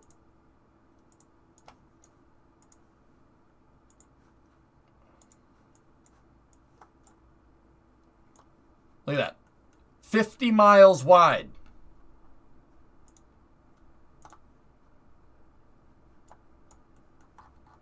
And long at the same time.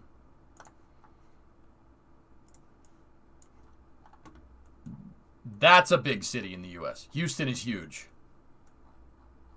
And Mission Control is over there. It's down that street, down over there. Seeing a city this big triggers your anxiety. It's a biggin. Houston is gigantic.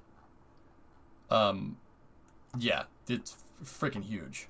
And then there's Ellington Field down here. This is where NASA astronauts fly out of. There should be some NASA planes down here if we take a look.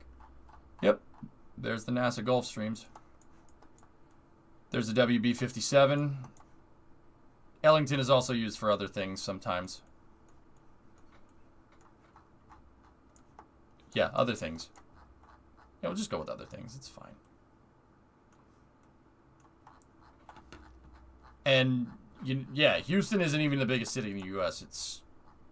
Dallas is arguably bigger. The Dallas-Fort Worth area is huge. It just goes on and on and on and on and on. Like, yeah, see what I mean? The cities are just freaking bigger. They're just big, man. They just go on forever. If you've never seen them, like, you come over here and see it. Dude, it blows my mind. Texas, like, seeing the cities out west, like, okay, so Boston is like European city sized, like a big European city because it's New England, because it was built by Europeans, right? Once we got past out, like, once you go past, like, the Mississippi River, right, you get out here, the infrastructure is ridiculous. Like, even LA, like out where SpaceX's headquarters it's the city is just it doesn't end. It looks like you're playing City Skylines.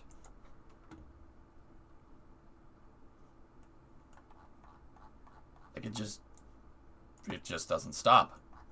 And then you go over into the valley and it just keeps going. It's not even including Burbank or over here.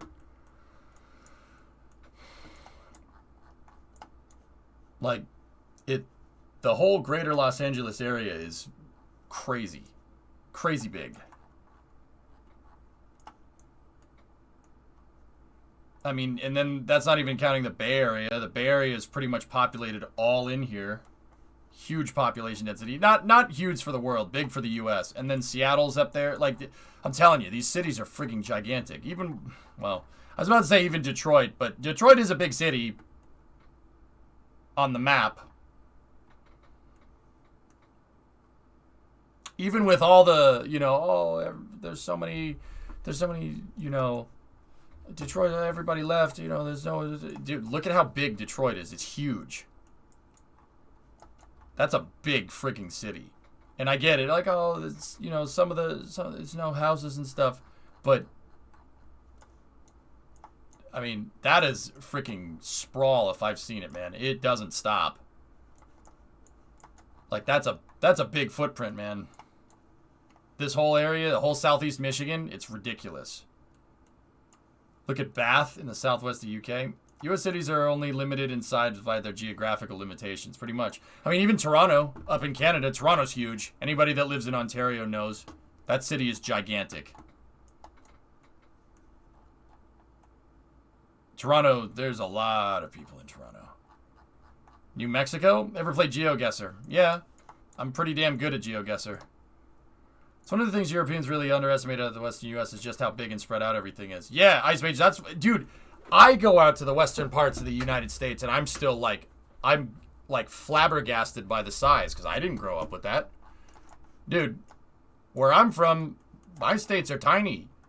Like, I want to go to New Hampshire or Connecticut or Rhode Island, it's 40 minutes away. 40 minutes will get you outside of the Detroit metropolitan area. You want to go to another state? Yeah, okay. It's about an hour and a half to Toledo. You want to drive up here? I've made this drive. You want to drive from Detroit to Whitefish Point up here? One of the top places at the Upper Peninsula? Yeah, 6 hours. 5-6 hours. Easy. It's ridiculous.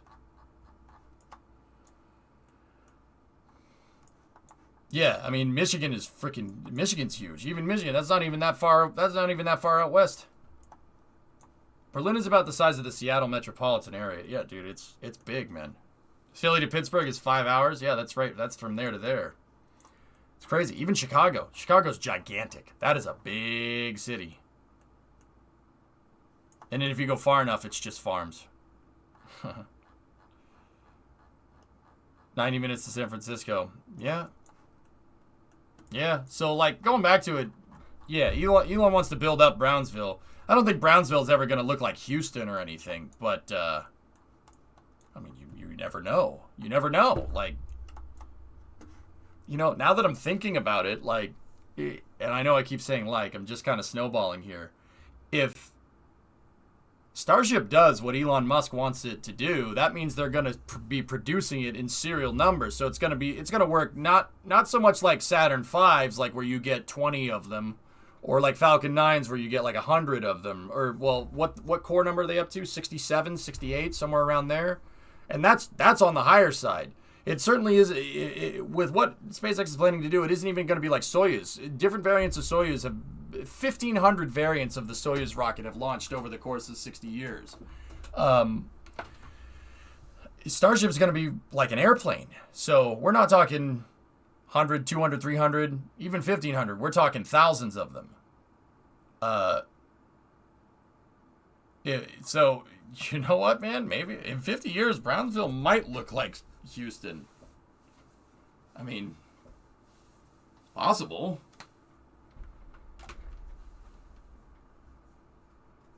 Hey, you just zoomed in on my house. Elonsville, yeah, right? Yeah. I mean, the scale of this country is unreal. It's bigger than people think. Like I said, I would invite, when the world isn't as crazy, if you're from Europe, I invite you to go and see it. It's pretty crazy. Like, once again, like, look where I'm from. Like, that's much more on the scale of over here, right? Even, like I said, even when I go over there, when I go out there, I'm like, wow, this is big. Everything is so spread out. I confused the heck out of Brimo when I saw Detroit for the first time. I'm like, wow, why is everything so spread out? And she's like, what are you talking about? It's packed like crazy. I'm like, you don't know what I mean at all. So somebody said check out Bath. Yeah, kind of bio. Yeah, Bath isn't that big. That's tiny. Probably big for the UK though. Yeah. Wow, Bristol's big. And then there's that.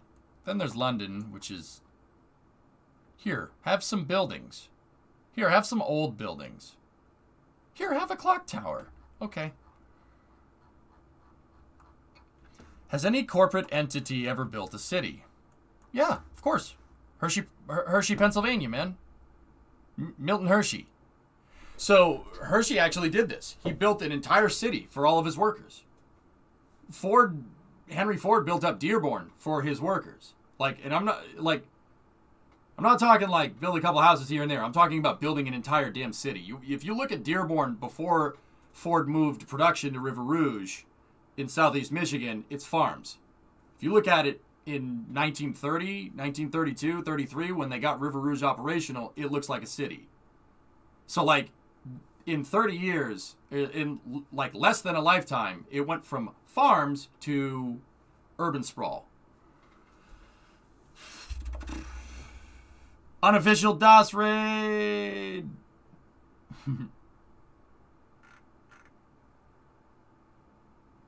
Yeah, so once again, Hershey, Pennsylvania, so Hershey chocolates, right? Milton Hershey he didn't just build a city for his workers, he built amusement parks. Hershey Park is still there. He built amusement parks, he built all the infrastructure out for all of his workers to make sure all of his workers take care of him, do a good job. Elon's just doing the same thing. Okay, I guess it's just you. There's a city being built in Saudi Arabia right now called the Straight Line. I mean, over there, Captain, in Saudi Arabia, the UAE, Bahrain, they could just make cities. They could just make cities out of nothing because they have the money to do it. Shai, there is all kinds of corporate towns, all over the U.S. I'm just naming a few. They're everywhere, dude. Discovery, go at throttle up. Did Hershey make them pay to live there, though? No. Factory's gone, but the park is there.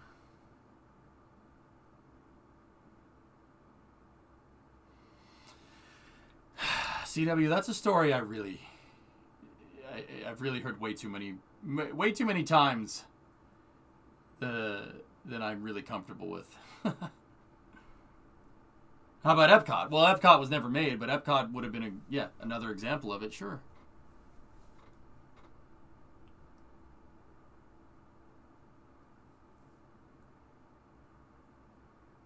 That's cool, of course. I didn't know that.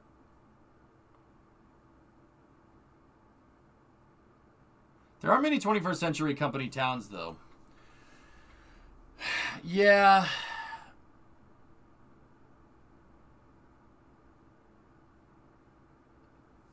Yeah. I mean, I guess the closest modern day equivalent to that passing would probably be, like Silicon Valley is probably the closest parallel. Like Cupertino, Apple dumped millions into the Cupertino infrastructure to build their HQ there. Like, imagine how much power that building draws. When did Ford move in Detroit? Well, Henry Ford was from Dearborn originally. He's from Dearborn, Michigan, which is just... It's kind of west of Detroit. East of Detroit is water, and south there's, or Canada, either one, if you go far enough. Dearborn is west of Detroit. He started Ford Motor Company in its current, like what we know Ford Motor Company, in 1903, and he originally operated out of a bike shop, making the first Fords. He rented industrial space from a bicycle company, and he used the bicycle equipment to make cars. And then he moved to Piquette Street on the north side of it's kind of like the northeast, I guess, side of Detroit. Actually, we would just say north. It's just north. He moved to Piquette Avenue, and he built a plant there. And in that plant in Detroit, and when I say Piquette, I mean Piquette Avenue is in the city proper. It's in Detroit, like the actual city. He built Piquette, and Piquette is where he came up with the idea of mass-producing automobiles. Because Piquette was like, you'd put the car chassis down in one spot, and then the guys that install the tires would just go from one spot to the next. It could look like a parking garage almost. And then from there, Detroit moved to Highland Park, which is more north. Ford moved to Highland Park, which is even more north. Highland Park was the first mass production automotive plant ever built. And Highland Park very quickly outgrew its usefulness, and like a little bit later, that was in like the 1919, somewhere around there, that very quickly outgrew its usefulness, and Henry Ford went back to Dearborn, and he built River Rouge, which is still producing cars to this day. River Rouge went online in the late 1920s and hasn't stopped producing cars since. I think 1929 is when they turned the foundries on, if I'm remembering correctly. Yeah, the foundries at River Rouge so River Rouge was the first gigafactory. Like, let's just call it like it is. It's the first gigafactory. They produced everything for the car right there because Henry Ford had a problem. The rubber suppliers that were making rubber couldn't make enough rubber to mass produce cars. The demand was way too high. So he said, "Fine, I'll make my own damn rubbers." That's what Firestone tire is. If you ever heard of Firestone tire. And then he said the people that were making metal couldn't make enough steel to make the cars. He said, "Fine, I'll build my own foundry. Screw you." That's called, in economics, that's called vertical integration. I know, which is funny because, rockets and stuff, right? Vertical integration is when you do everything in-house. Everything is done under the roof. You make your own steel, you make your own rubber, you have your own woodworking shop because cars at the time had wood. Like wood paneling and wood floors, right? Because they were based off of wagons, basically. And you build everything in one spot. River Rouge is the first gigafactory ever made. Yeah. Everybody copied that. Yeah. It's funny because Elon Musk has the same problems nowadays. Elon Musk couldn't get Panasonic to make the batteries fast enough for Tesla, so he said, "Fine, I'll do it myself." Built his own battery factory. Straight up.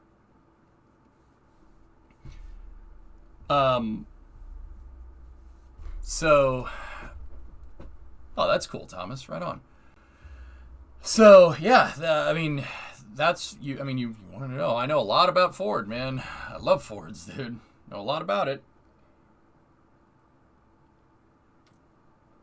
They would use the supply skids to make the floorboards for Model Ts. Yep. Mm-hmm. Use every part. No waste. Oh yeah, Henry Ford was shrewd as hell businessman. Like, his ability to see the macro picture is insane. He literally conjured up gigafactories out of nothing, which is unbelievable to me. Like, I get it, his social views are outdated, but you can acknowledge the good and the bad. That's called being an adult.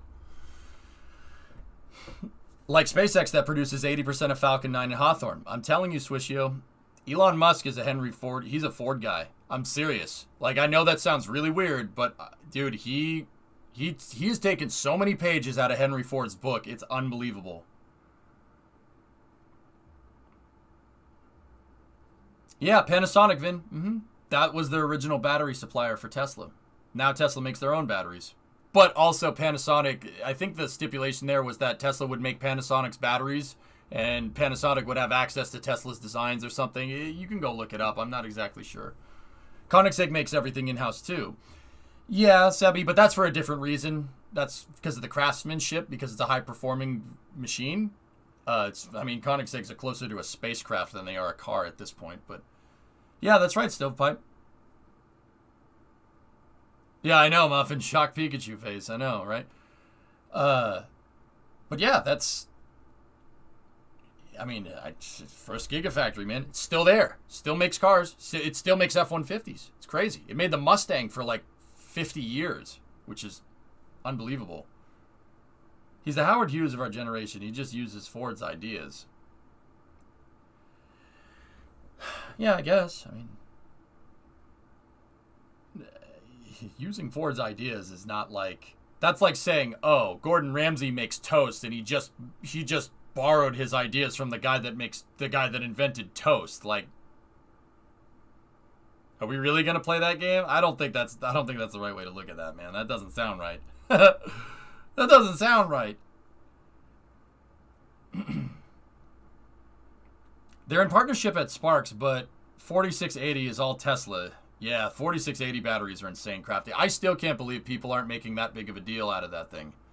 I always talk about energy density. 4680 batteries is a critical step in that energy density problem. He's closer to Hughes than Ford, in my honest opinion. Not saying that he's not like Ford, but he's much more like Howard Hughes.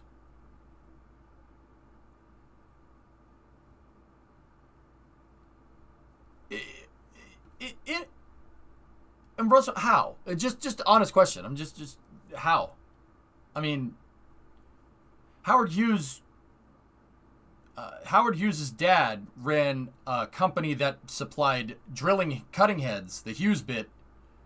Literally, it's still called that to this day, to the oil companies in Texas, and his dad made money off of that. And then he used that money to make some really nice motion pictures, and then he used that to make some really nice airplanes, and then he used that to make satellites later down the road. And a couple of projects with the CIA, but that's another story.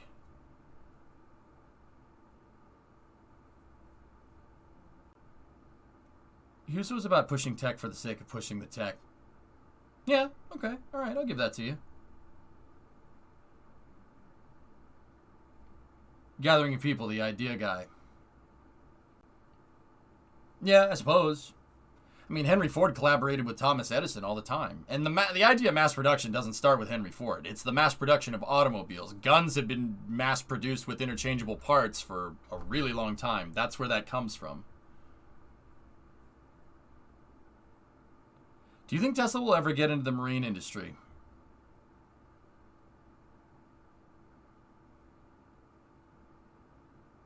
Not while Elon's around, Spartans. I don't think so. I thought Gordon Ramsay stole all his ideas from the guy that invented yelling. Yeah. Yeah.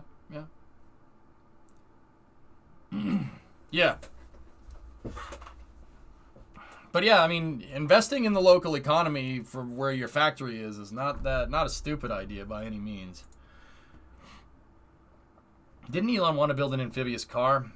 I remember something about that, Sevi, but I don't know. Are there oceans on Mars? Well, Captain, there's pretty strong evidence that there was oceans on Mars. We don't know where they went. They're clearly not there now. With that being said, there is ice caps on Mars that have water on them, and there has been evidence of flowing water around on Mars underneath the soil, so like mud and stuff, which means there's water somewhere. There might be oceans underneath the ice caps, maybe. It's possible. I mean, I've always been a proponent of, maybe we should go send a guy with a shovel and check. But that's not as easy as it sounds. That question about ships would have been a great segue to the jobs posting. Yeah, well, there was only 2 things left with SpaceX here. Here's a render I've been working on for a few weeks. The Tyrrell is the Kerbalist of race cars. Yeah, but it needs to be blue, not green. Nice motor in the back, though. Wait. Why? Sambas? He's going backwards. Sambas.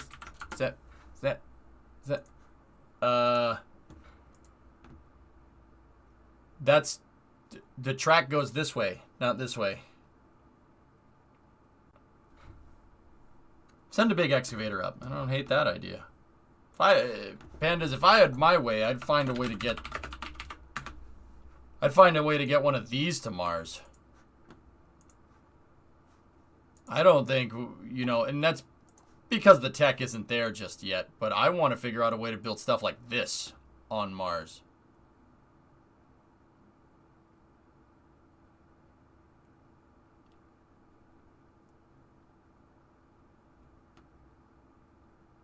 I don't hate this. I really like that. That thing is cool. Backwards up your ruse is the Jeb way. Alright, that's fair. Also, DFV engine. Because Ferd. Speaking of which. That's so messed up, dude. I know it. I know exactly what you're talking about. Somebody watched Avatar too many times. HP, is it bad if I rooted for the bad guy the entire time through that movie? Not because the cause, it's fiction, it's made up, it's science fiction, like I liked the bad guy. I like Colonel Quaritch. I think Miles Quaritch is like one of the best antagonists of all time, dude. I love it. I was rooting for the humans the entire freaking time. I got so annoyed at the end. I'm like, yeah, of course, this stupid Return of the Jedi fairy tale nonsense. What do you think of free valve tech? Pretty cool, hard to manufacture. So, if somebody came along and mass produced it, maybe, but that would require a lot of money. I thought Colonel Quaritch and the Valkyrie shuttle and the hovercrafts and stuff, those things are sick. Behind the big excavator, there's a Native American crying. Yeah, well, I think I like big excavating equipment, but also at the same time, I understand the need to achieve symbiosis with our planet. That's kind of important. Yeah, we should probably do that. We should probably achieve symbiosis with the planet. That's probably a good idea. Yeah, Shy, maybe. I mean, Shy, all it's going to take is one steel plant. One steel plant on Mars. I don't know how we'd do that. We'd have to harvest the carbon out of the atmosphere, but one steel plant, and then you don't need to worry about sending all the parts on a rocket in big subassemblies. Then it's just sending people. I mean, Elon knows this. That's why Starship can move 100 tons into low Earth orbit, or it can move 100 people. You know what I mean? Like, it's a bus or a semi-truck. It could be either one. Cave everything. All right. Last bit of space news here. These double job postings here. Let's see what we got. So, SpaceX had a job posting for a naval architect. SpaceX is seeking a naval architect to support our rapidly expanding fleet of rockets and spacecraft recovery vessels. As SpaceX continues to expand the frontier of space and rocket reusability, one of our primary focuses is the development of marine-based systems that rapidly improve our recovery capabilities. In this role, you will provide technical expertise and engineering support for the design, development, operation, and maintenance of marine-based rocket and spacecraft recovery systems.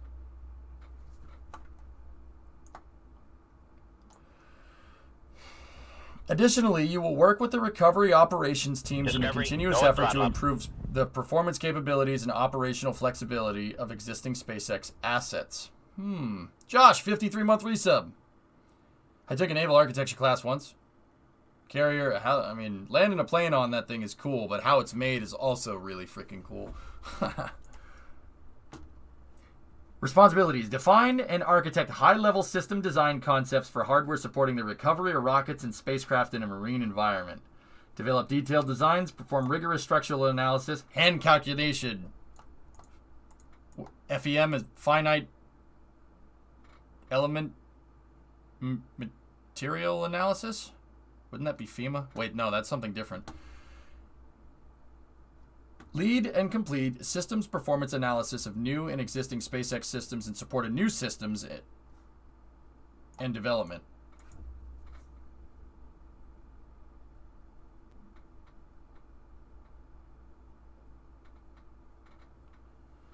I need to get a bachelor's degree in mechanical engineering. You probably just changed my life in a good way. Flash Wolf. Yeah, engineering is cool, man. It's just, I was talking with Brimo about this the other day. Like, you know, people see a train going down the tracks near your house. You know, you see a car driving around the road. You know, a factory. You know, even an office building. You know how many hands needed you know how many humans needed to come together to build something like that? It's pretty insane, man. Like, even an airplane. Like, there's a reason why I get hyped up when I see airplanes. I don't care. It could just be a A320 or a 737 flying around. If, you know, like, it's fascinating to me how far we've come in a very short period of time. It's almost like I would be doing a disservice to all these amenities that I've been provided and kind of grew up with, you know, electronics, the internet, planes, trains, automobiles, to not know and understand how it works. You know, like, and even now, I still don't think that I really have a good grasp on how everything works, but like, it's something that I always want to pursue. I feel like obligated to it. I'm like being guilt tripped into this. No, like, it's just a stupid thought, you know? Yeah, the light bulb. I mean, Edison worked on that for years, and then he finally got it right. Mechanical engineering is just ways of quantifying all those concepts. It's fascinating. I always explain to people how things work in the hope that they get interested. Well, Ninjax, that's what I do here. No, that's pretty Sebby. I mean, the reason why I always sit here and I talk about Henry Ford and I talk about Walt Disney and I talk about what Elon Musk does and I talk about what, you know, like, if you like cars, like I talk about what Lee Iacocca did. What the Wright brothers, or, you know, Boeing, or Kelly Johnson at Lockheed, or Max Fiset when it comes to spacecraft design, or Von Braun. The reason why I talk about these people a lot and why I bring them up is to show people what they could be capable of. You could be capable of doing this. There's no reason you can't. I mean, is the likelihood of anybody watching this stream right now being the next Elon Musk? Yeah, it's probably kind of low, but how will you know? Everybody has like a theoretical maximum potential, and I'm just trying to help you. What I try to do is try to help people unlock the kind of pathway, or a conceivable pathway to it. And I think, like, look, you know, go back to Henry Ford. Henry Ford was a farmhand, basically. He was a farmhand. No formal education, not an engineer. No economics degree. Basically got out of high school and said, screw it, I want to build an automatic car. I want to build a car the horse and carriage is dumb.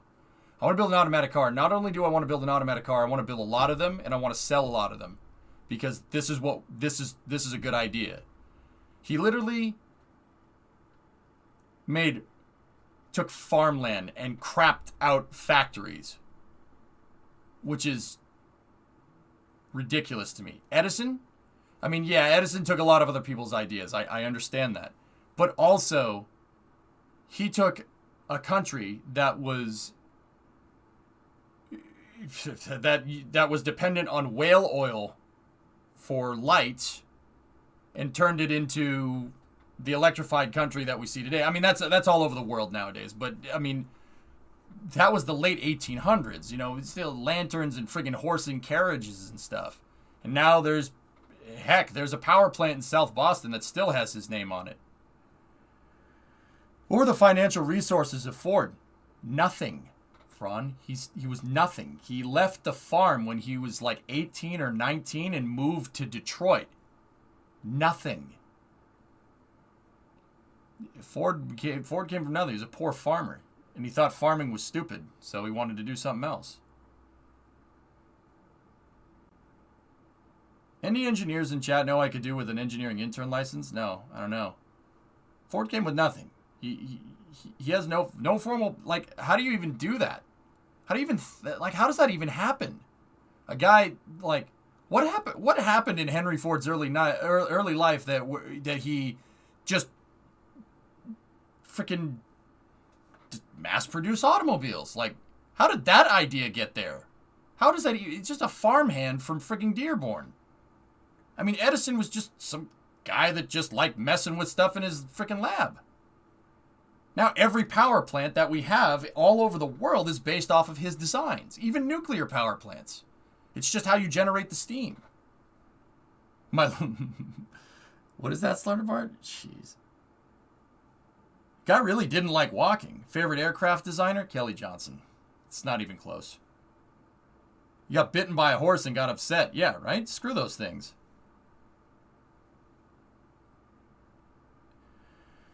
Ford had to be a fantastic innovator to make up for the gigantic pile of crap human he was later in life. Erasmus, we're not going to sit here. I'm not even going to sit here and say that Henry Ford's social views for the time were a little outdated by modern standards. But I think it's important to acknowledge the good with the bad. I can acknowledge the good at the bad and still say that there was a net benefit there. I mean, he's kind of a piece of crap later in life. Yeah, absolutely. Human's gonna human, man.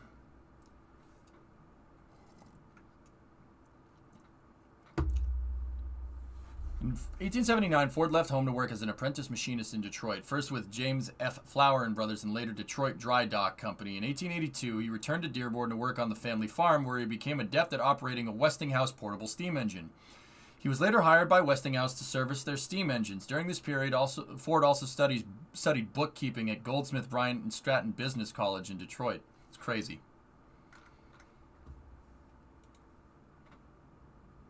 Yeah, and Scylla, that's what I mean about acknowledging good and bad. By today's standards, I mean, Bream and I were also talking about this. Henry Ford was actually very progressive for his time. Yeah, I know. Weird, right?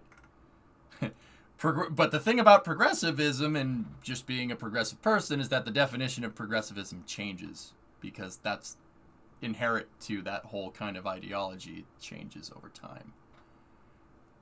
Just saying. Progress, it's inherent in the name.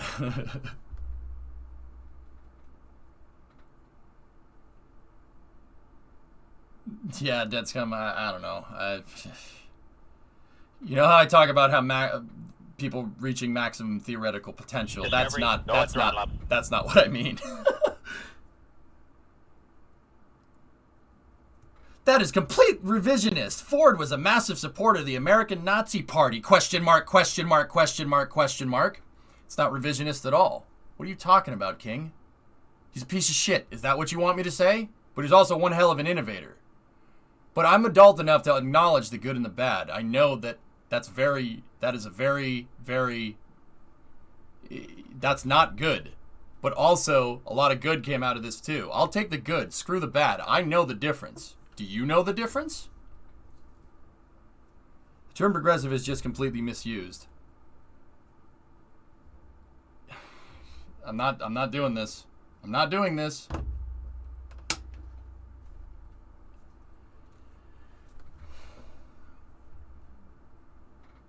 Tron, 53-month resub. Innovative, I would accept, but he was a fascist. Like, what? Okay. Dude, yeah. You guys are doing the exact thing I just said you shouldn't do.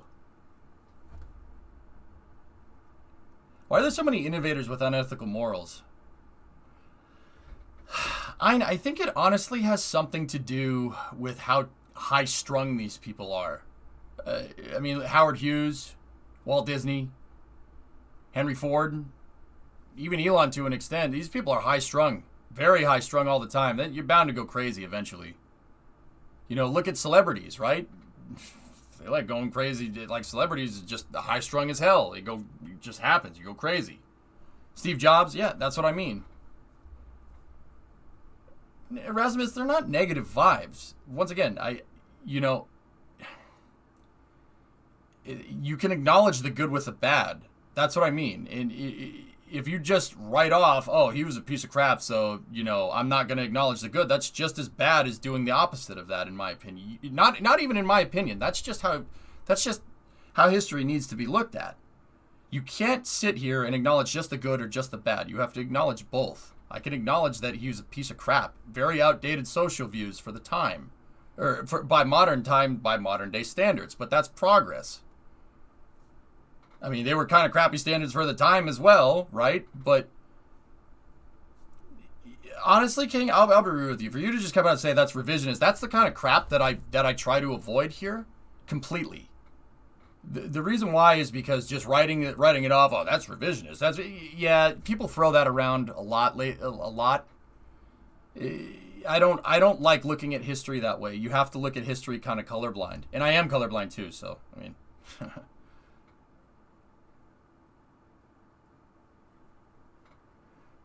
Discovery, go at throttle up. Spartans gifted 10 subs.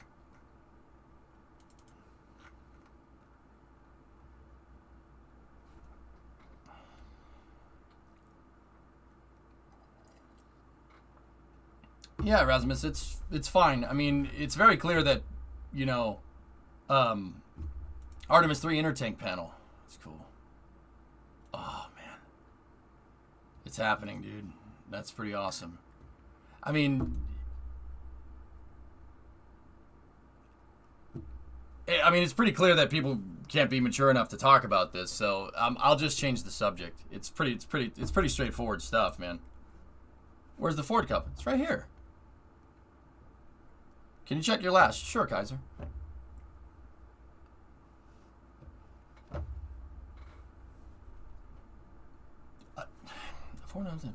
Yeah, so? I mean, what do you guys want me to say?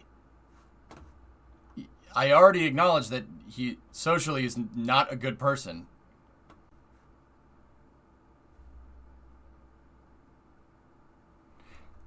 This is why I don't like. No, I'm agreeing. Oh, okay, all right, right on. I don't like that. I don't like that because, see, you can play this game. You can play this game two ways. You can say, oh, he's a complete piece of crap. But also, I'm pretty sure everybody here has driven in an automobile before. And now Ford didn't invent the idea of the automobile. That was Daimler. Daimler invented the automobile. The Daimler Motorwagen in 1898 was widely regarded as the first automobile. Mass-producing cars is his idea. So you've benefited off of a person that has outdated social views. Does that make you a bad person? No. What? That's completely idiotic. That's what I mean about acknowledging good and bad. Like, we talk about Von Braun a lot. Am I a piece of crap because I like rockets that can trace their roots right back to his design? No. But do you want to play this game? Von Braun's designs are based off of Robert Goddard. Robert Goddard was an American from Massachusetts. So, this is what I mean about this stuff.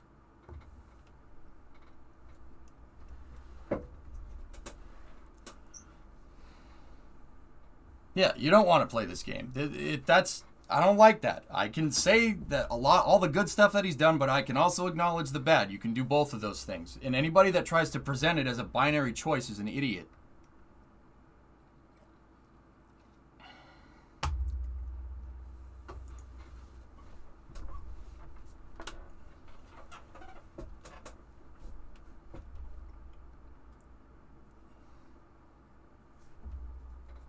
kind of cool. Back her up. Yeah.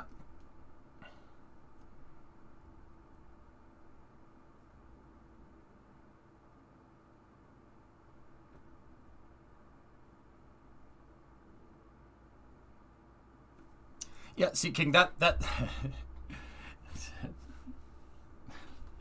dude, I'm just saying you cannot whitewash with bad. Saying he's a fascist, clearly bad in their time. You acknowledge the innovations and terrible things, but that doesn't mean you paint him as some progressive beacon. Literally, the first thing I said when I started talking about Henry Ford, like, the first thing I said when somebody asked a question is that he had outdated social views. That was the first thing I acknowledged. Yeah, he's a piece of crap, dude. But I'm not just going to sit here and tell about it. I don't like sitting here and talking about all that crap. What I try to do is say it in a way where people will go and look it up for themselves.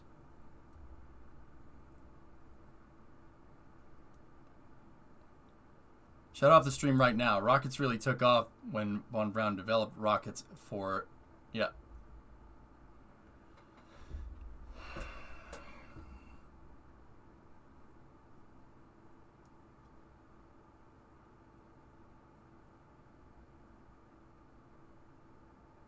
Yeah, I mean, obviously. So what? Yeah, of course. That's a bad thing. Switch you like the... Jesus Christ, guys.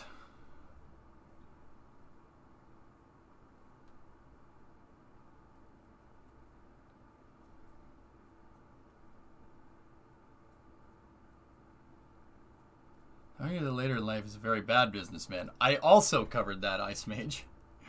Like, I don't know what you want. Like,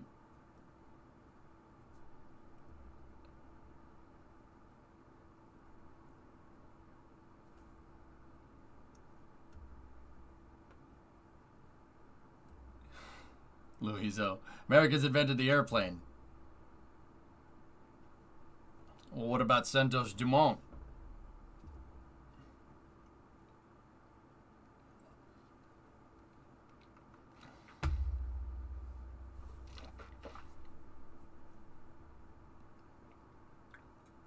Europe invented America. I would argue that that we kind of invented ourselves after rejecting you, but go figure. Space News didn't really take long today. Yeah, I wasn't lying, Rocket Guy.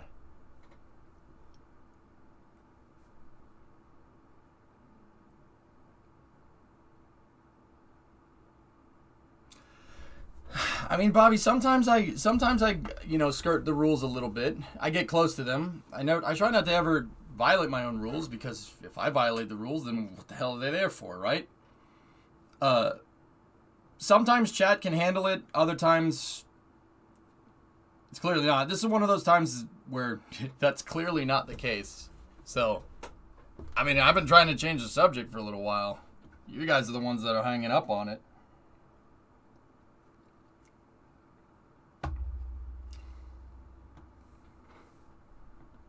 It seems to be something that people fail at when it comes to learning history. And the man name was painted as demon. Yeah, I don't know, Dave.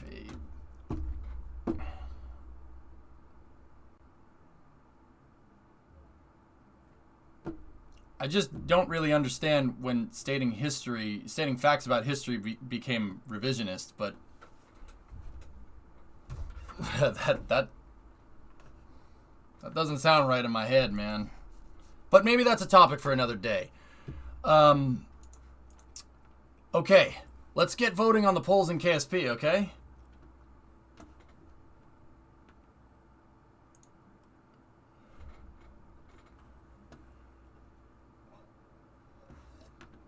I'm going to switch this over to Kerbal, okay?